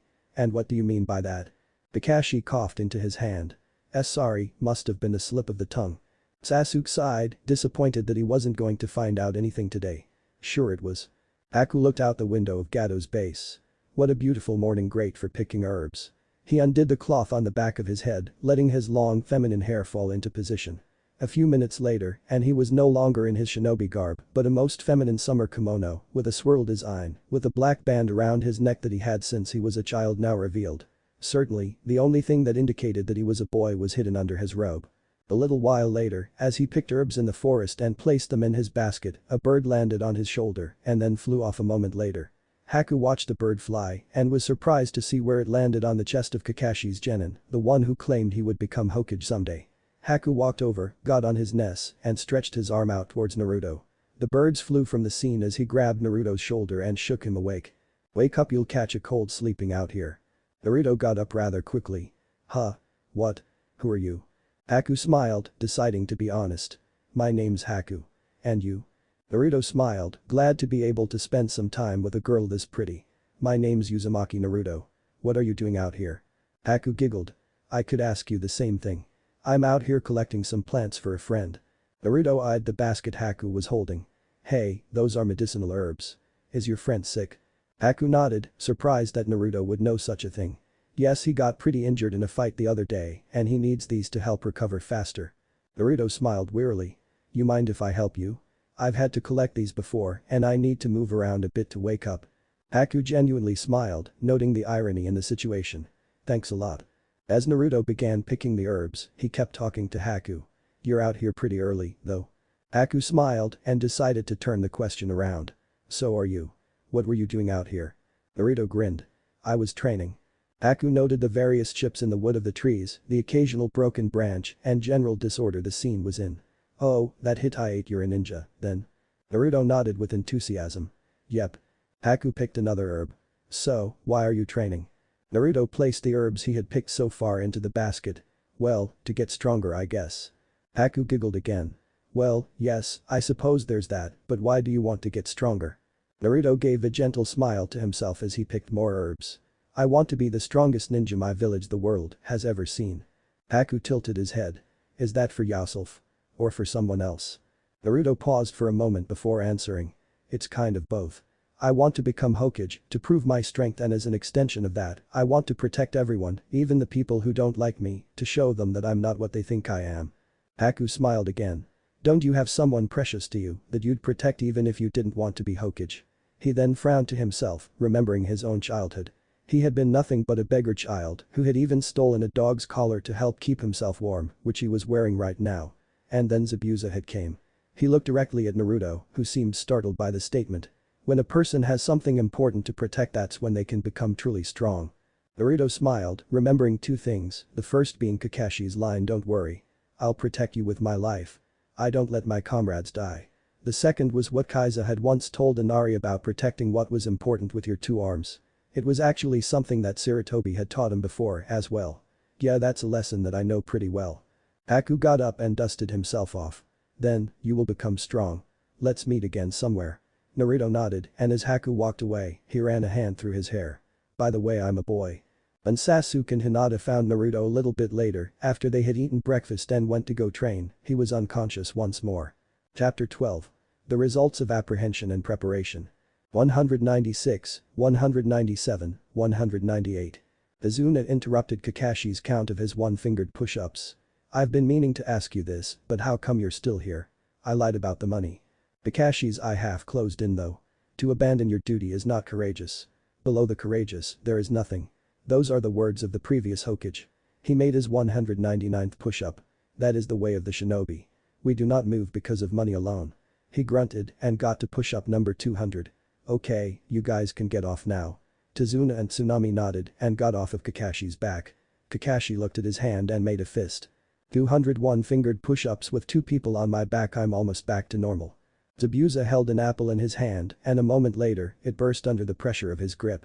He flicked the resulting apple juice off of his arm. Haku smiled at the display. Looks like you're almost recovered. Zabuza nodded. Yeah, we should get moving soon, Haku. Before Haku could reply in an affirmative, Gatu and his bodyguards walked in the door. Well, don't you look like a man on a mission, eh, Zabuza? Zabuza growled. We'll be leaving tomorrow. You'll be satisfied with the results. Gatu smirked. Oh, I will be. After they left, Zabuza growled, wishing he had just Gatu's head instead. That man, he's like a mouse in the woodwork, always popping up at the wrong times. Haku nodded. Yes, I wonder if he plans to show up tomorrow. Zabuza sighed, causing his bandages to flutter. I wouldn't doubt it for a second. He'll probably wait till I'm almost done and demand to kill Tazuna himself. Kakashi looked up from his meal as Sasuke and Hinata carried Naruto inside the house. Kakashi sighed. You overdid it again, didn't you, Naruto? Naruto grinned. Yeah, I decided to stop having my clones go for a battle royal and had them all attack me at once. Sasuke grunted as he placed Naruto in his chair. Lucky us, our training isn't as intensive physically. Hinata sat down in the chair next to Naruto and gladly took a sip from her drink. It's probably not enough to make a difference in battle, but… Kakashi sighed. Well, at least that muscle strengthening thing I taught you will help, and I'm sure the elemental training can help with distractions until you guys can learn real jutsu. Naruto grinned. Yeah, that muscle strengthening thing sure does help. I mean, putting chakra into your legs to make you faster. I never thought of that. Kakashi shook his head. Naruto, I can't tell if you have schizophrenia or not because half of the time you're a genius and the other half you're an absolute idiot. That kind of thing is basic for a shinobi. Izuna grinned as well. At any rate, it's great to see you guys work so hard. I've been working super hard on the bridge too. It's almost done. Tsunami glared at them. Well, stop overdoing it. You guys need to conserve your energy. Inari glared at Naruto as he acted so carefree. Memories of Kaiser ran through his mind, causing him to tear up. You must protect what's precious with these two arms, don't cry, Inari. The tears started flowing, and Naruto, who was sitting directly across from the boy, took notice first. Huh? What's wrong? Inari seemed to have trouble speaking. Why after a moment, he slammed his hands on the table and stood up. Why do you guys bother to try so hard? No matter how hard you try, you'll never be a match for Gatu's men. No matter what claims you make, no matter how hard you work, when facing the strong, the weak only end up getting killed. Everyone but Naruto was stunned into silence. Naruto took a bite out of his food. Whatever. I'm nothing like you. Inari's tears intensified. I'd hate to be like you. You don't know anything about his country and yet you're being so nosy. What do you know about me? I'm different from you. You're always acting like a clown and goofing around. You don't know how hard life can be. Something snapped inside of Naruto. You don't get it, do you, kid? You think that it's okay to sit around and cry all day, like the star of some tragedy? Naruto glared full force at Inari, who was stunned into silence by just Naruto's eyes. They had turned red and the pupils had become slits. If that's what you want, then you can just go and cry for eternity, you big crybaby. Hinata spoke, greatly worried. Naruto, that's enough. Please, stop it, he's just a kid.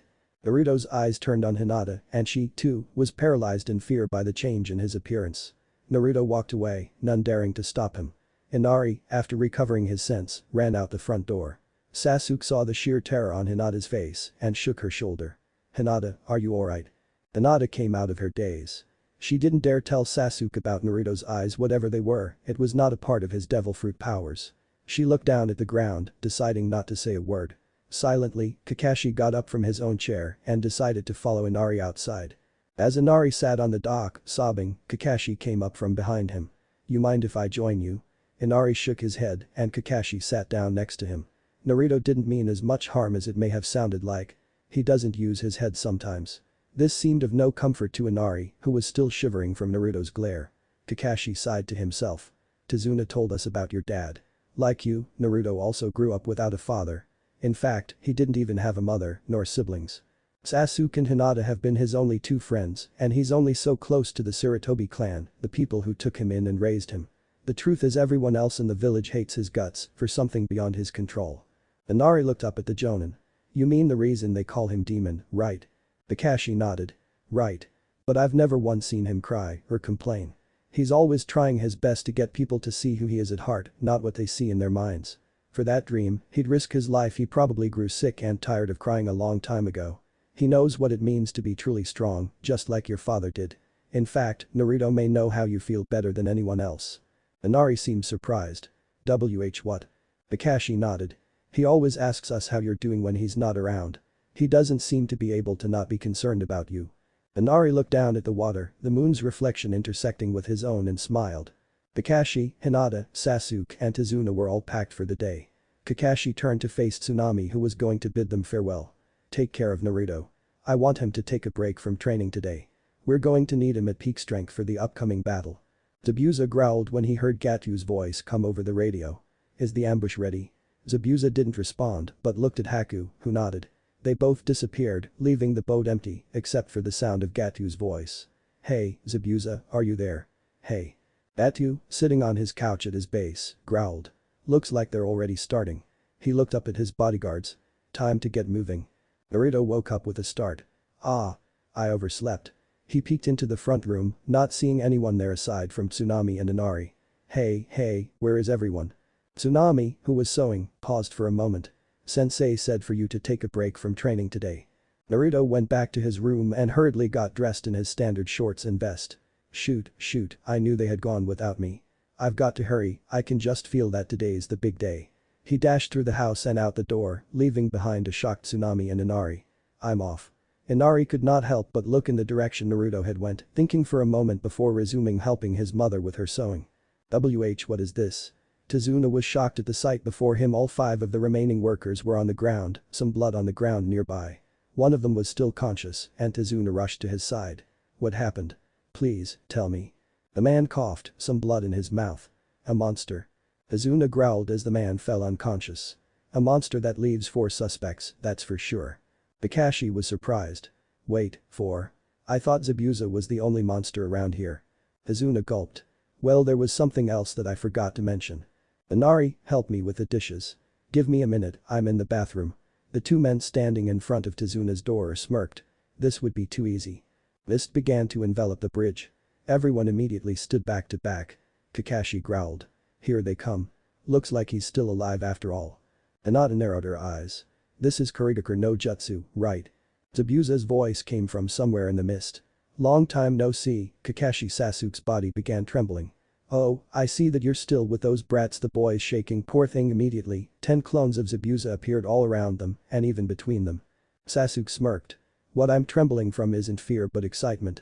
Kakashi smiled underneath his mask. Do it, Sasuke. An instant later, and all of the clones disintegrated into water, having been sliced by Sasuke with his 2 kunai, though it looked like all Sasuke did was shift poses. Sasuke smirked again.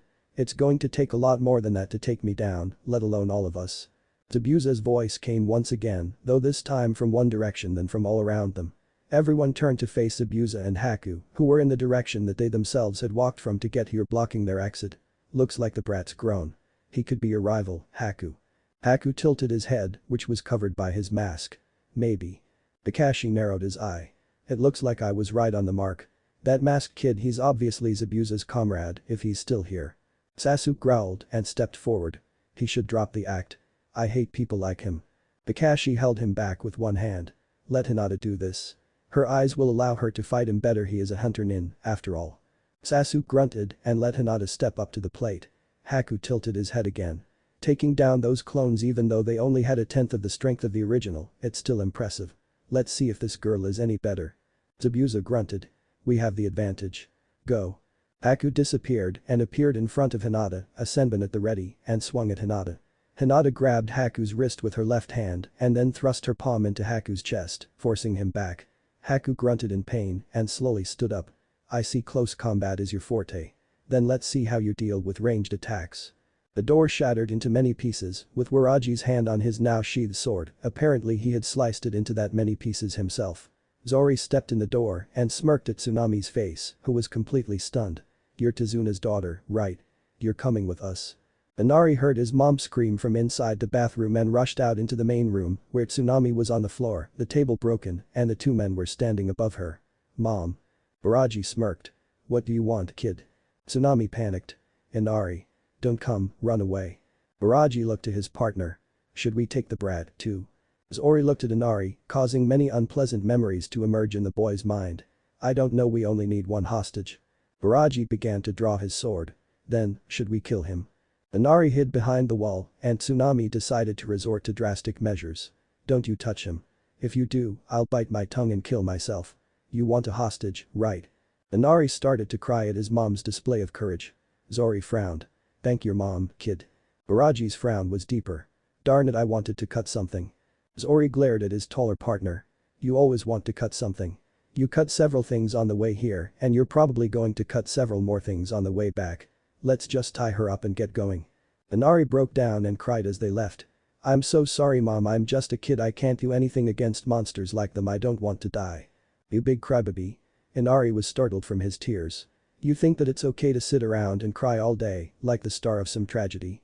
He's probably sick and tired of crying. If that's what you want, then you can just go and cry for eternity, you big crybaby.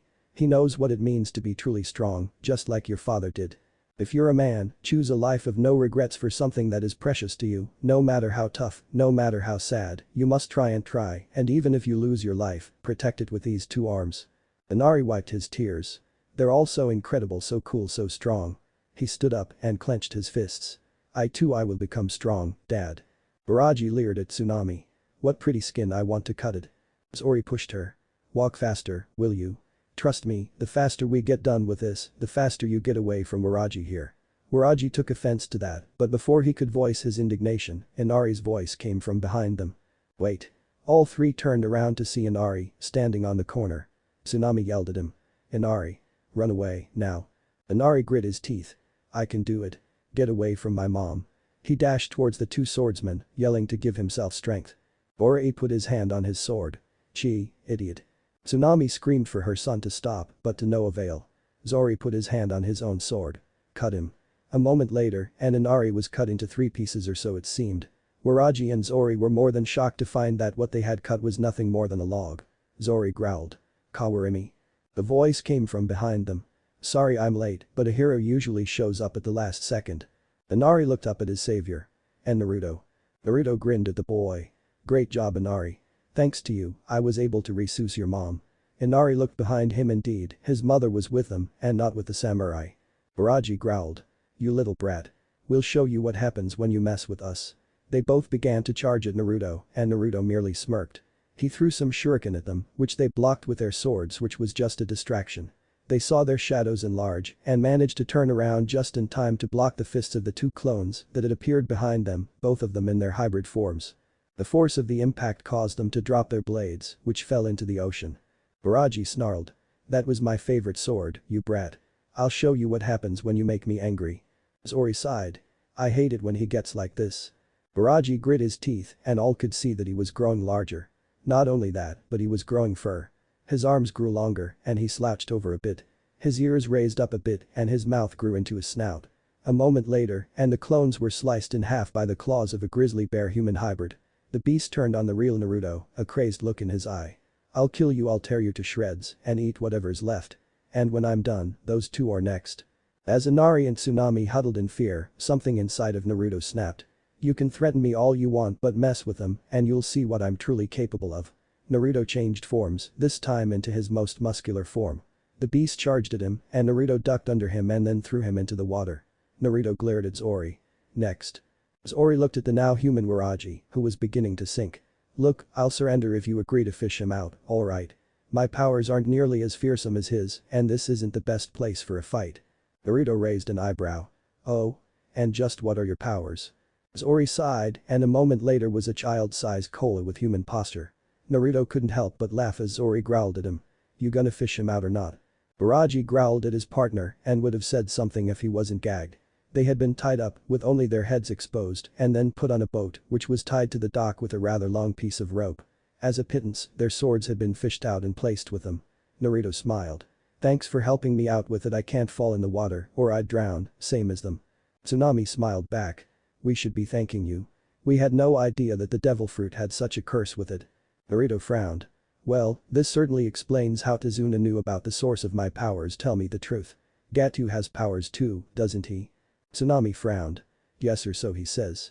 He had those two kill my husband to show off the devil fruit, but he never told us about the curse and he never told us what kind of powers he holds." Naruto frowned.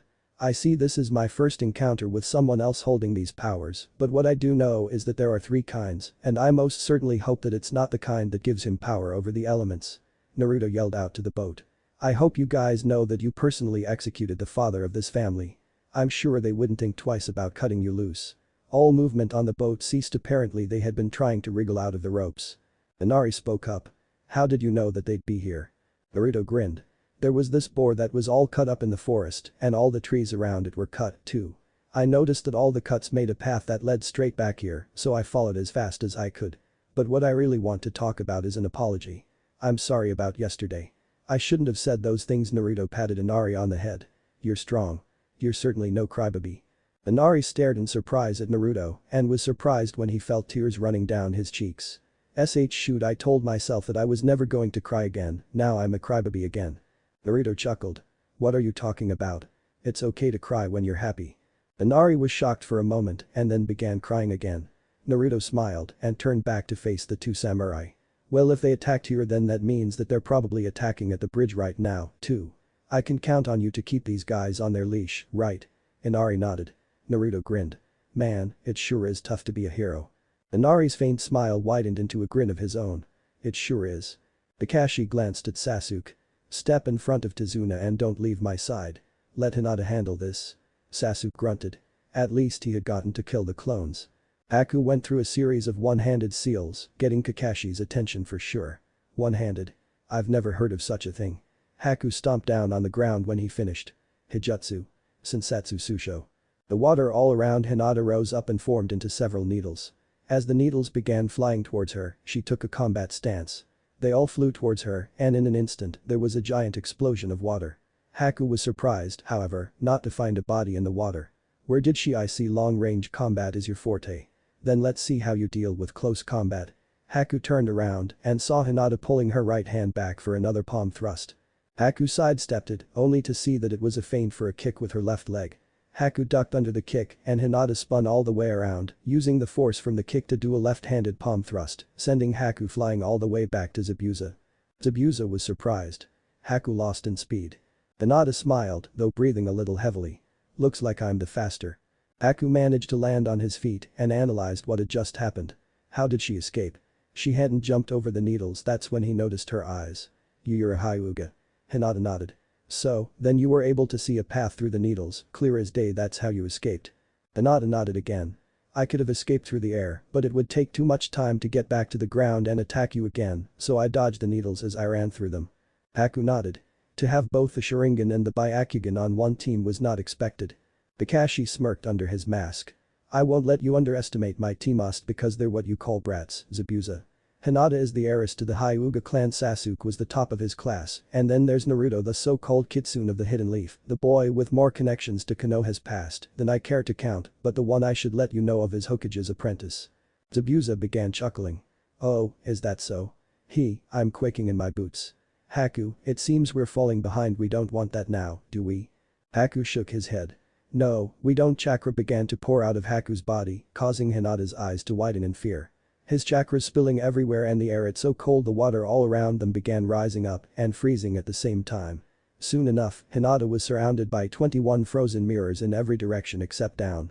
Hijutsu. Makuhyo Sho. Kakashi was nearly frozen himself just by the side of the mirrors. What is this jutsu? Haku stepped into one of the mirrors, causing an image of him to appear in every single mirror. Kakashi swore and tried to dash to Hinata's rescue, but Zabuza got in his way. I don't think so. Your opponent is me. Against that jutsu she's finished, Hyuga or not. Hinata looked around her frantically, trying to find the real Haku. Haku's voice emanated from all around her. Shall I begin? I'll show you my true speed. Hinata barely had any warning before Haku appeared from one of the mirrors, and her clothes were torn to shreds as she tried to dodge each of his slashes that he made as he jumped from mirror to mirror. To those with regular eyes, all the slashes were nearly simultaneous, that's how fast Haku was moving. Kakashi, who did not have his Sharingan activated, only saw Hinata being slashed multiple times. Hinata. Zabuza chuckled. If you get by me, I'll kill those two behind you. Kakashi glanced at Sasuke. Sorry, Sasuke, it's not that I don't trust your ability, but it seems I can't go help Hinata right now. Sasuke grunted and turned to Tazuna. Sorry, but I'm going to have to leave you for a moment. Tazuna nodded in understanding. He wouldn't want to stand around either if his friend was in trouble. Sasuke got closer to get within range and then tossed a kunai at Hinata. She did not normally carry one for herself. However, Haku leaned out of one of the mirrors and grabbed the kunai as it came. While Sasuke swore, a shuriken came from the side and whacked Haku's mask, causing him to fall out of the mirror. Haku looked towards where the shuriken had come from, only to see a smoke bomb go off before he could see the figure using it. Slowly, a figure emerged from the smoke. Naruto. He smirked as he saw Haku on the ground. Uzumaki Naruto has arrived. Just in time to save everyone, too. Chapter 13. Bridge of Hopes, Dreams, and Despair. Everyone's reaction was different. Sasuke was somewhat glad Naruto had shown up. Zabuza was irritated, Haku was just plain surprised, and Kakashi was absolutely dumbfounded at how Naruto could mix genius and stupidity in such a manner.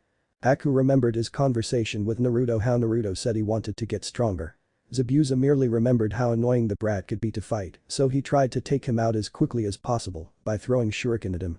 Naruto was more than ready to block them himself, but he was surprised when they were intercepted in midair by Haku's Zenbun.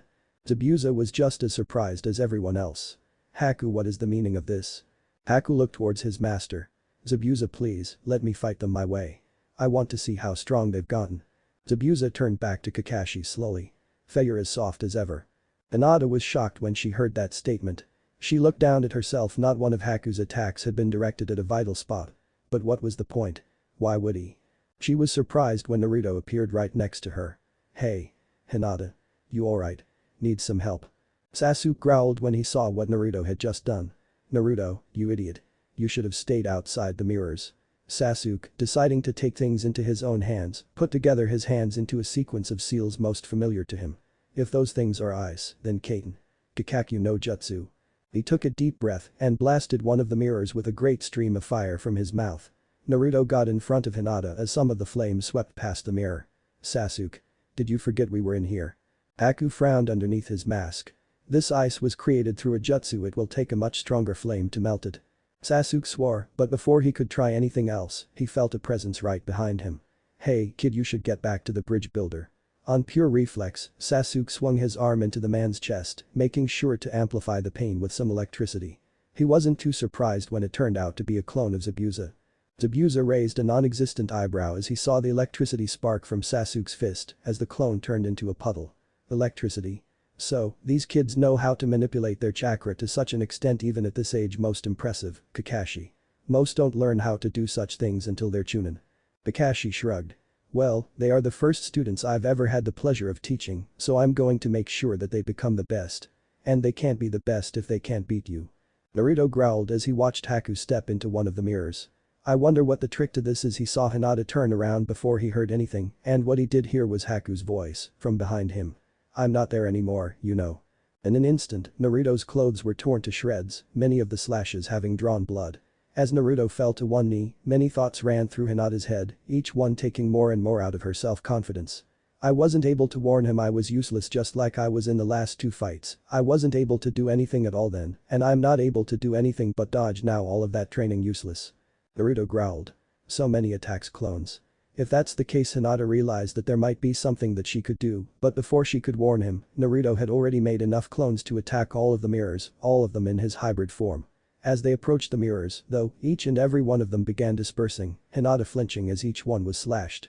Naruto growled in frustration as Haku reappeared in the mirrors, calm looking as ever. You cannot follow me with your eyes. Hinata tugged on Naruto's arm. He's right, I can barely see him myself. There's only one, and he's moving far too fast for you to keep up. Haku nodded. This jutsu uses the mirror's reflection to transport me. For me it is not that I am too fast, but you are too slow. Kakashi's eye widened when he heard that. I knew it. For someone his age to master such a jutsu Kekkei Genkai. Sasuke looked shocked. You mean? Kakashi nodded. It's just like with the Sharingan and the Byakugan. A technique passed down through a blood lineage. Only those who possess the genes for it can use it. There is no copying, no defeating such a jutsu, not even for me. Naruto, having heard that, quickly stood up. So what? It seems that I'm the only one on our team without such a thing, but so what? I have a dream, and until that dream is fulfilled, I will not die. Haku tilted his head forward a bit at the word dream. He remembered what Naruto had said once before, that he wanted to become Hokage, to prove his strength to the world, to prove that he was not what everyone thought he was. His mind went even further back in time to the day he had met Zabuza, all those years ago. Haha, what an unfortunate child. A brat like you, who is not wanted by anyone. You will die, knowing neither freedom nor the realization of your dreams. The Haku of then smiled at those words. You have the same eyes as me. Haku focused on the now. Dreams. Becoming a true shinobi is difficult. If possible, I don't want to kill you. But neither do I wish to die. If you continue to fight, I will take a blade to this kind heart and I will kill you. This bridge is the place we fight to connect to our dreams. Me, for my dream, and you, for your dreams. My dream is to protect someone who is precious to me.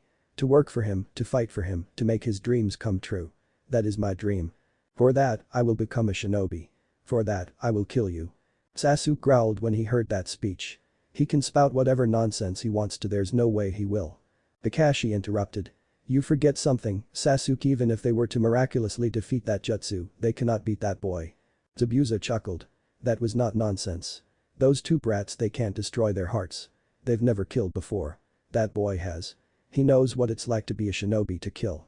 That's not something they teach at your village, is it, Kakashi? Kakashi rose his left hand to his hit I-8. If that's the case, then I'll have to end this quickly so that they can learn those things. Zabuza chuckled once more. Sharingan. Is that all you can do? In an instant, Zabuza charged at Kakashi, a kunai in his right hand. Another instant later, and the kunai stabbed Kakashi's right hand, which had been raised to prevent his left hand and, more importantly, his Sharingan from being pierced. Kakashi smirked under his mask. You ask if it's all I can do, even though you're afraid of this one thing. Zabuza glared at him, a sneer underneath his own mask. A shinobi's supreme technique should not be shown to the opponent over and over again. Kakashi's smirk didn't fade. You ought to feel honored, then. You're the first enemy I've shown it to twice, and there won't be a third. Zabuza's lips remained in a sneer. Even if you beat me, you won't beat Haku. Sasuke was surprised at those words. That Haku is stronger than Kakashi-sensei. I've taught that boy everything he knows ever since he was a child. He faces even the strongest opponent without a heart and without a fear of death, and he has succeeded every time. He surpassed me long ago, even in jutsu, the terrifying ability of the Kekkei Genkai. He is a very high-quality tool, unlike those things you call students that you have. As he withdrew his kunai from Kakashi's hand, Kakashi lifted his hit I-8, revealing his Sharingan. I hate it when people brag. Put your money where your mouth is. Zabuza smirked. Wait a second. I have one more thing to brag about. That Sharingan is useless here. I've already seen through how it works. You see, last time, I had Haku observing the fight. When he sees a jutsu, he can normally come up with a way to defeat it. Bright kid. Kakashi's eyes widened when the mist got much thicker and the image of Zabuza in front of him started fading, eventually disappearing. Naruto growled as he stood up once more. Shoot, shoot, shoot. Hinata put her hand on his shoulder. Naruto, please, don't push yourself. He's starting to slow down. If you protect your vital signs, maybe we can last long enough for us to counterattack. Naruto nodded and prepared for more pain as Haku readied his needles again. Kakashi turned to where he had last seen Sasuke. Sasuke. Get back to Tazuna. Protect him at all costs. Sasuke nodded, though he doubted Kakashi could see it, and immediately appeared by Tazuna's side. Tazuna, don't leave my side. Tazuna nodded. Okay, but this mist is super thick. You can't see a thing. Kakashi nodded to himself. He was in complete agreement. Even his Sharingan couldn't see through the mist, so how did Zabuza plan on attacking them? His thoughts were interrupted when he saw several shuriken appear right in front of him. He quickly deflected them with a kunai with the aid of his Sharingan. I'm surprised you dodged those Sharingan, Kakashi. Kakashi turned around and was shocked at what he saw. Zabuza had his eyes closed. The next time you see me will be your last. You rely too much on your vision. As Zabuza disappeared once more, his voice began emanating from all around Kakashi. You act like you know everything but you don't. You pretend that you can read minds and see the future, but you can't. The Sharingan merely tricks your opponents into thinking that you can. It involves hypnotism and attention to detail. By combining those things, you can copy the body, make it appear you're copying the mind, and as a result, copy the jutsu. That is what makes it seem you can see the future. You copy my movements and shake my mind. Then, once my mind is shaken, you copy what I say. Once my mind is at a loss, you implant in my mind what I should do next and then do it before I do. A very clever trick, but a trick nonetheless. So, to beat this trick of yours. Kakashi deflected another shuriken that was aimed at his eye. My reflexes are slowed by this mist. I made the mist too thick to see through. And then, I closed my eyes to remove any chance of being hypnotized. Kakashi growled as he got back into his ready stance. But then you can't see a thing, either. Why? Zabuza's chuckle resounded ominously across the bridge. You forget I'm a genius at silent killing. I can track an enemy by just their sound. Kakashi began to sweat. Shoot, if I don't beat him quickly, then I can't help Naruto and Hinata. It's been a long time since I've fought like this. Relax, Kakashi. Think, what would he target? He swore under his breath when he realized the answer. Tazuna. Sasuke and Tazuna turned when they heard footsteps behind them and were just in time to see Zabuza swing his sword down, slicing Kakashi across the chest. Hinata panted as she dodged yet another of Haku's attacks and again tried to help Naruto up after he got hit once again. Are you alright, Naruto? Naruto nodded. Yeah, I'm fine. Don't worry about me, just worry about yourself, alright? Hinata flinched. I'm sorry I'm so useless, Naruto. Naruto looked at her with a raised eyebrow. Useless? You're not useless, Hinata. Haku watched the scene. That girl just won't get hit, but that boy, on the other hand, he appears to be her precious person. You can see it in her eyes, even with her Byakugan. Then I guess I'll have to do that, then. Haku took a battle stance, showing the many needles he was holding. Yes, she is unable to protect her precious person. That makes her useless. He charged straight at them, and Hinata realized exactly what was going on. He was going straight for the kill, straight for Naruto. All Naruto felt was that he had been pushed down, and all that he heard was the sound of flesh being pierced. Kakashi grimaced as he held a hand to his wound. There was a large tear in his armor, through which blood was dripping. Zabuza smirked at the sight. Your reflexes are slowing, Kakashi. Your desire to save them must have made the mist in your mind thicker than the one I've made in reality. Stay alive for a bit longer, I want to enjoy this. And don't worry about those brats. Haku's probably already killed them. Actually, since I'm about to send you to follow them, you can apologize to them yourself. Sasuke growled as he moved between Kakashi and Tazuna. They're not dead. Naruto probably wouldn't die even if you poked more holes in him than a dartboard, and Hinata. Naruto wouldn't let her die. Kakashi nodded in agreement. Exactly. Naruto is very determined and Hinata's a Hyuga. It'd be impossible for them to die so soon. Zabuza would have spit on the ground if his mask didn't prohibit such a thing. Same goes for Haku. No one's ever defeated that jutsu before. As Zabuza disappeared, Kakashi jumped into the mist and removed a scroll from one of his chest pouches. Zabuza, you think I've survived only because I have this Sharingan. I am a former member of the Anbu. Not only that, but I was a Jonin before I got this Sharingan. I'll show you my own original jutsu. As Naruto got back up, he saw two things: Haku lying on the ground not too far away and Hinata standing in front of him. Hinata smiled to herself. Naruto, was I useful? Naruto grinned. Of course you were, his eyes widened as he took in the reality of the situation. Hinata had several needles going all the way through her neck, as well as sticking out of various points on her limbs. She coughed, and the bridge was stained with the falling blood. She smiled when she heard him say that. Thank you for saying that, Naruto. She fell backwards, and Naruto caught her, making sure she didn't hit her head on the ground. She reached a hand up and placed it on Naruto's cheek. I'm glad that my last moments are with you, Naruto. Her hand slowly slid down his cheek until it fell to the ground limply, bringing a tear along with it. Hi, Hinata. Hey, Hinata, wake up. Aku shook his head as he stood up. Without flinching, she took the attack that was meant for you and landed a blow on me. To protect her precious person, knowing that it was a trap, she deserves respect as a shinobi and as a woman. Naruto's tears began slowly trickling down his cheeks as he jostled Hinata. Hinata, come on, don't play around like this, come on, wake up please. Aku slowly merged with a mirror. Is this the first time that you've seen a friend die? Naruto shook his head, his tears falling on Hinata's face. She's not dead, you're not dead, Hinata. Aku sighed, bringing out a needle. Accept it. This is the reality of being a shinobi. This is how we live our lives. No. I won't accept it, she can't be dead, she can't be. Aku threw a needle that went between Naruto and Hinata, making him realize the reality of the situation. When Naruto turned to face Haku, he was actually surprised to see a look of dead seriousness in Naruto's eyes. If you insist that she's dead, then I'll kill you with all of the rage of one who lost someone precious to them. Haku nodded. If you can, then try it. After all, she is dead. Naruto tensed for a moment and looked down at the ground. I see. There was a moment of silence on the bridge. And then, in an instant, the whole of the inside of the mirrors was turned red by the sheer amount of chakra being poured forth from Naruto's body. Haku felt the need to shield himself with his arms, even inside the mirror. This chakra's so evil. What's going on? The needles in Naruto's back sprung out of the wounds they had caused, and Haku watched in horror as the scratches on Naruto's hands disappeared, leaving the skin unmarred. How can they be healing? Who is this boy? Naruto glared at Haku full force, and Haku had the breath knocked out of him at the sheer amount of killing intent coming from Naruto when he made eye contact with the now red eyes and their slitted pupils. With his lengthened teeth and fingernails, he now looked completely intent. Such killer intent, I did not know such a feat was capable by one being. Both Kakashi and Zabuza were stunned by the force of the chakra that Naruto was emanating. Kakashi looked about frantically. Is that Zabuza? No. This terrible chakra, Naruto. It's a lot stronger than last time, too. The seal hasn't been broken, but it's weakening with time if I hurry. Kakashi unfurled the scroll and swiped his blood all the way down the scroll with his thumb. Zabuza, obviously, neither of us has time to waste here. Kakashi twirled the scroll around himself as a cheerleader would, causing it to roll back up. I know it's not your style, but I'm ending the fun here. Zabuza snapped out of his thoughts. He, too, had been wondering about the intense chakra. Well, then, Kakashi sounds interesting. Show me what you've got. Naruto's transformation was not yet complete. After another moment, he began growing dark orange fur, and when he put his hands on the ground so that he had all fours on the ground, he sprouted not one, but two tails, which began swaying behind him ominously.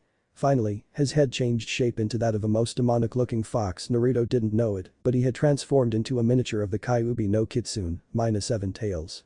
Aku threw several senbon at the monstrosity Naruto had become as he moved from mirror to mirror, but with just a bark, which may have been a mighty roar, the senbon were deflected. Were they deflected with the sound waves or with chakra? Aku, now in the topmost mirror, decided to go for the kill as soon as possible and charged straight at Naruto, who seemingly was unaware of his presence. However, Naruto sidestepped the attack and grabbed Haku's arm with his left arm, with the fingers that this form still retained. Haku flinched when the claws dug into his arm, but what was more painful was Naruto's mere presence. His very chakra seemed to be attacking Haku, as Haku could hear his mask beginning to crack under the pressure. Naruto then grabbed Haku's neck with his right hand and smashed Haku through one of his mirrors, shattering it into an uncountable number of pieces as they passed through it. They continued to the outside of the dome, where Naruto smashed Haku into the ground, cracking Haku's mask even further due to the pressure. Haku resigned himself to his fate as the abomination sat on top of him, slowly choking him to death. Zabuza, I cannot defeat this boy. However, in that instant, the pieces of Haku's mask slid off of his face, and everything changed. Naruto's eyes widened, and his grip on Haku's neck slackened.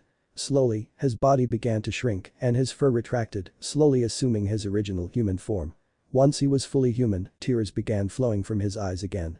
Why did it have to be you, of all people, under that mask? Haku frowned at Naruto's behavior. I killed her. Can you not give me the same in return? Naruto's eyes turned red once more, and Haku could feel his claws ready to dig into his neck.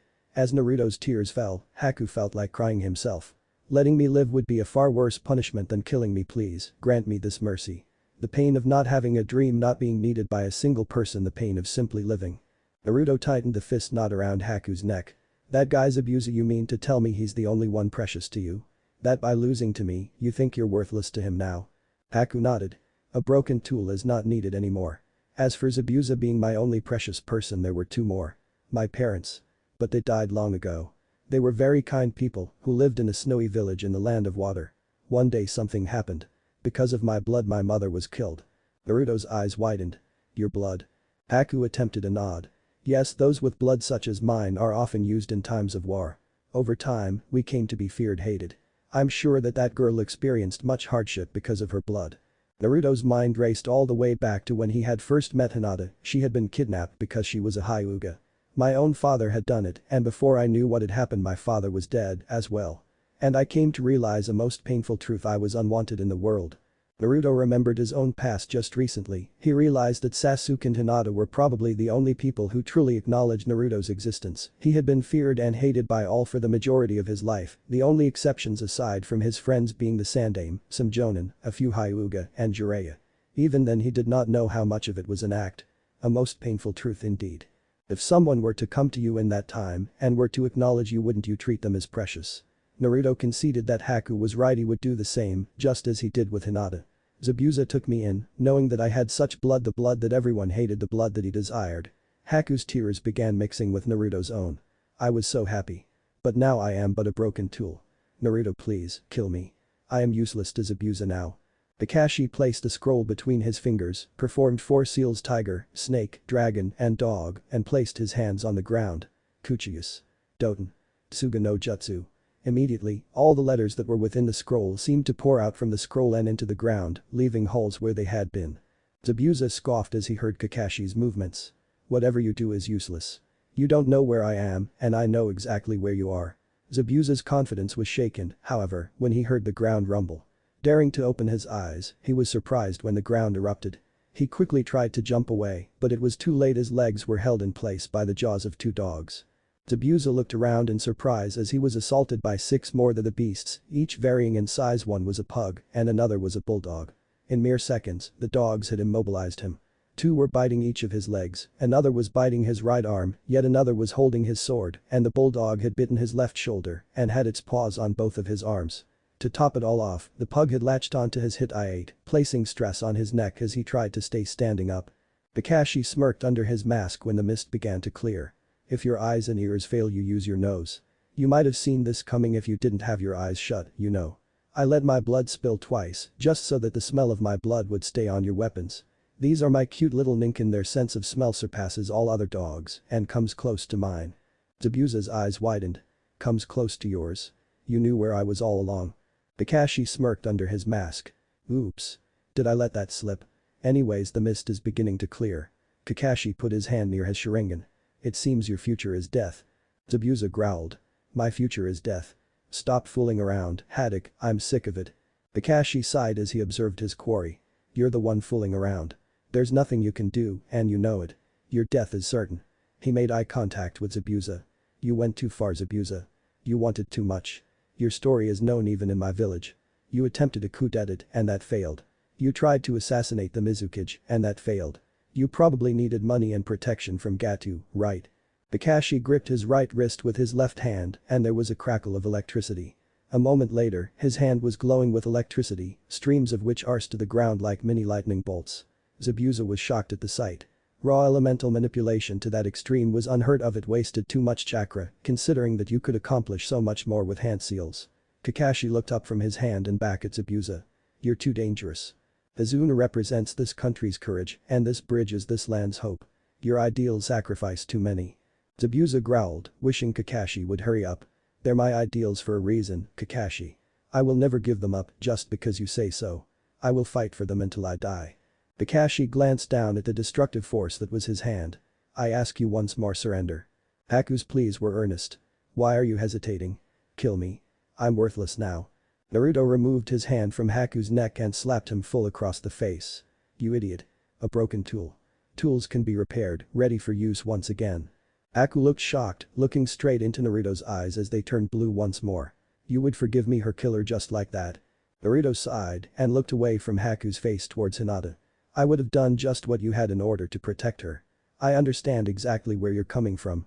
But it is too late to protect when that precious person is dead. But you can find other precious people, can't you? Can't you find a new reason to live?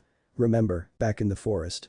You're obviously a skilled healer. My sensei taught me that those herbs require a lot of training in order to use properly. Why can't you become a healer instead of a fighter? Haku could not understand the logic that Naruto was using. He would rather let his enemy live instead of avenging his precious person. Why would you help me? I'm your enemy. Naruto sighed as he got off of Haku and began to walk towards Hinata and lifted her head with his arms. Because if we had met under different terms we might have become great friends, and Hinata never did like unnecessary violence. Haku sighed. I see. I have lost. I shall have to report this to Zabuza. Then Haku's eyes widened in shock when he felt something with the limited sixth sense many shinobi had, and then he smiled. Thank you, Naruto, you have given me one last chance to be useful to Zabuza. Haku disappeared in a poof of smoke, and Naruto knew all too well from the feeling in his stomach that he had probably just made a gigantic mistake. Sasuke squinted to watch the two figures facing each other through the thick mist. It had slowly been clearing, and he was able to make out which one was Kakashi. Kakashi dashed towards his opponent, but he was knocked back. He mist cleared some more, and Sasuke was shocked by what had happened. A few more of Haku's ice mirrors had appeared, and using them, Haku had teleported in front of Zabuza and had deflected Kakashi's attack and had sent him flying backwards. Zabuza sighed in relief when the Ninken that had been holding him down had all disappeared. Haku had speared the scroll used to keep them here with his senbon, sending them back from whence they came. However, his wounds were cause for concern and he fell forward as the dogs had bitten into his leg muscles. Haku caught him and carefully laid him down. Thanks, Haku. You are a very useful tool. The look of shock was apparent in Haku's eyes and a tear trickled down his cheek. Zabuza was just as surprised as his apprentice. A tear? What happened to you? Haku wiped his tear. I apologize, Zabuza, but I lost to that boy. His power just isn't human. The only reason I'm alive is because he has the heart of a saint. And that last maneuver used up the last of my reserves. Any more fighting and I'll die. Zabuza groaned as he watched the mist above him clear more and more. I see. So that's what that chakra was from. Before he turned to Kakashi, who was holding his chest. Haku had kicked him right where Zabuza had slashed him. You hear that, Kakashi? We're done here. Both Haku and I have been defeated. To fight longer really would result in our deaths. You asked if I would surrender. I do. I'll have to fight for my ideals some other time. Kakashi was too stunned for words. He slowly got up, still wary of any attacks. I'll have to take your word for it, but it does seem a bit too good to be true. Sasuke looked at his employer. You mind if I go check on Naruto and Hinata? Izuna shook his head. I'll go with you. They might need to be carried, and this way you won't be leaving me. As Sasuke ran past Haku and Zabuza, Haku turned his head to face the boy. I'm sorry I was a little rough with them. Sasuke didn't listen to him and ran straight towards Naruto and was surprised to not see Hinata. Naruto. You're alright. Where'd Hinata go? Naruto flinched and looked down at the ground. He knew that there was no way to stop what was coming. He lifted his head and looked at Sasuke, the sadness, the pain of loss evident in his eyes. I'm sorry, Sasuke. I failed. Sasuke tensed. He knew what those words meant. He ran past Naruto, and when he saw Hinata, he was horrified to see the image before him, Hinata's needle-filled corpse. Sasuke knelt by her side and lifted her head. Hinata, come on, wake up. Not you too. However, with the needles going through her neck, Sasuke knew she was most likely never going to wake up ever again. Naruto put a hand on Sasuke's shoulder to try and comfort him. Sasuke would have none of it. He slapped Naruto's hand and turned his head to glare at Naruto. Naruto saw tears coming down both cheeks, but what surprised him were his eyes. Sasuke now had the Sharingan, though his right eye only had 2 Tama marks, while his left eye only had 1. Don't touch me. She was a sister to me. When my clan was destroyed, you two were the only ones there for me. And now she's gone. Sasuke placed Hinata's head gently on the ground and stood up to face Naruto. He grit his teeth, pointed a finger accusingly at Naruto. This is all your fault. She's dead because of you. She had hopes, dreams, and you let her die. Naruto let his gaze drift towards Hinata. Yes, it is my fault. She died to protect me. She was happy to do so. Just look, she's still smiling. She died doing what she wanted to do. As her brother, as my brother, please don't belittle her sacrifice. Zabuza raised a non-existent eyebrow.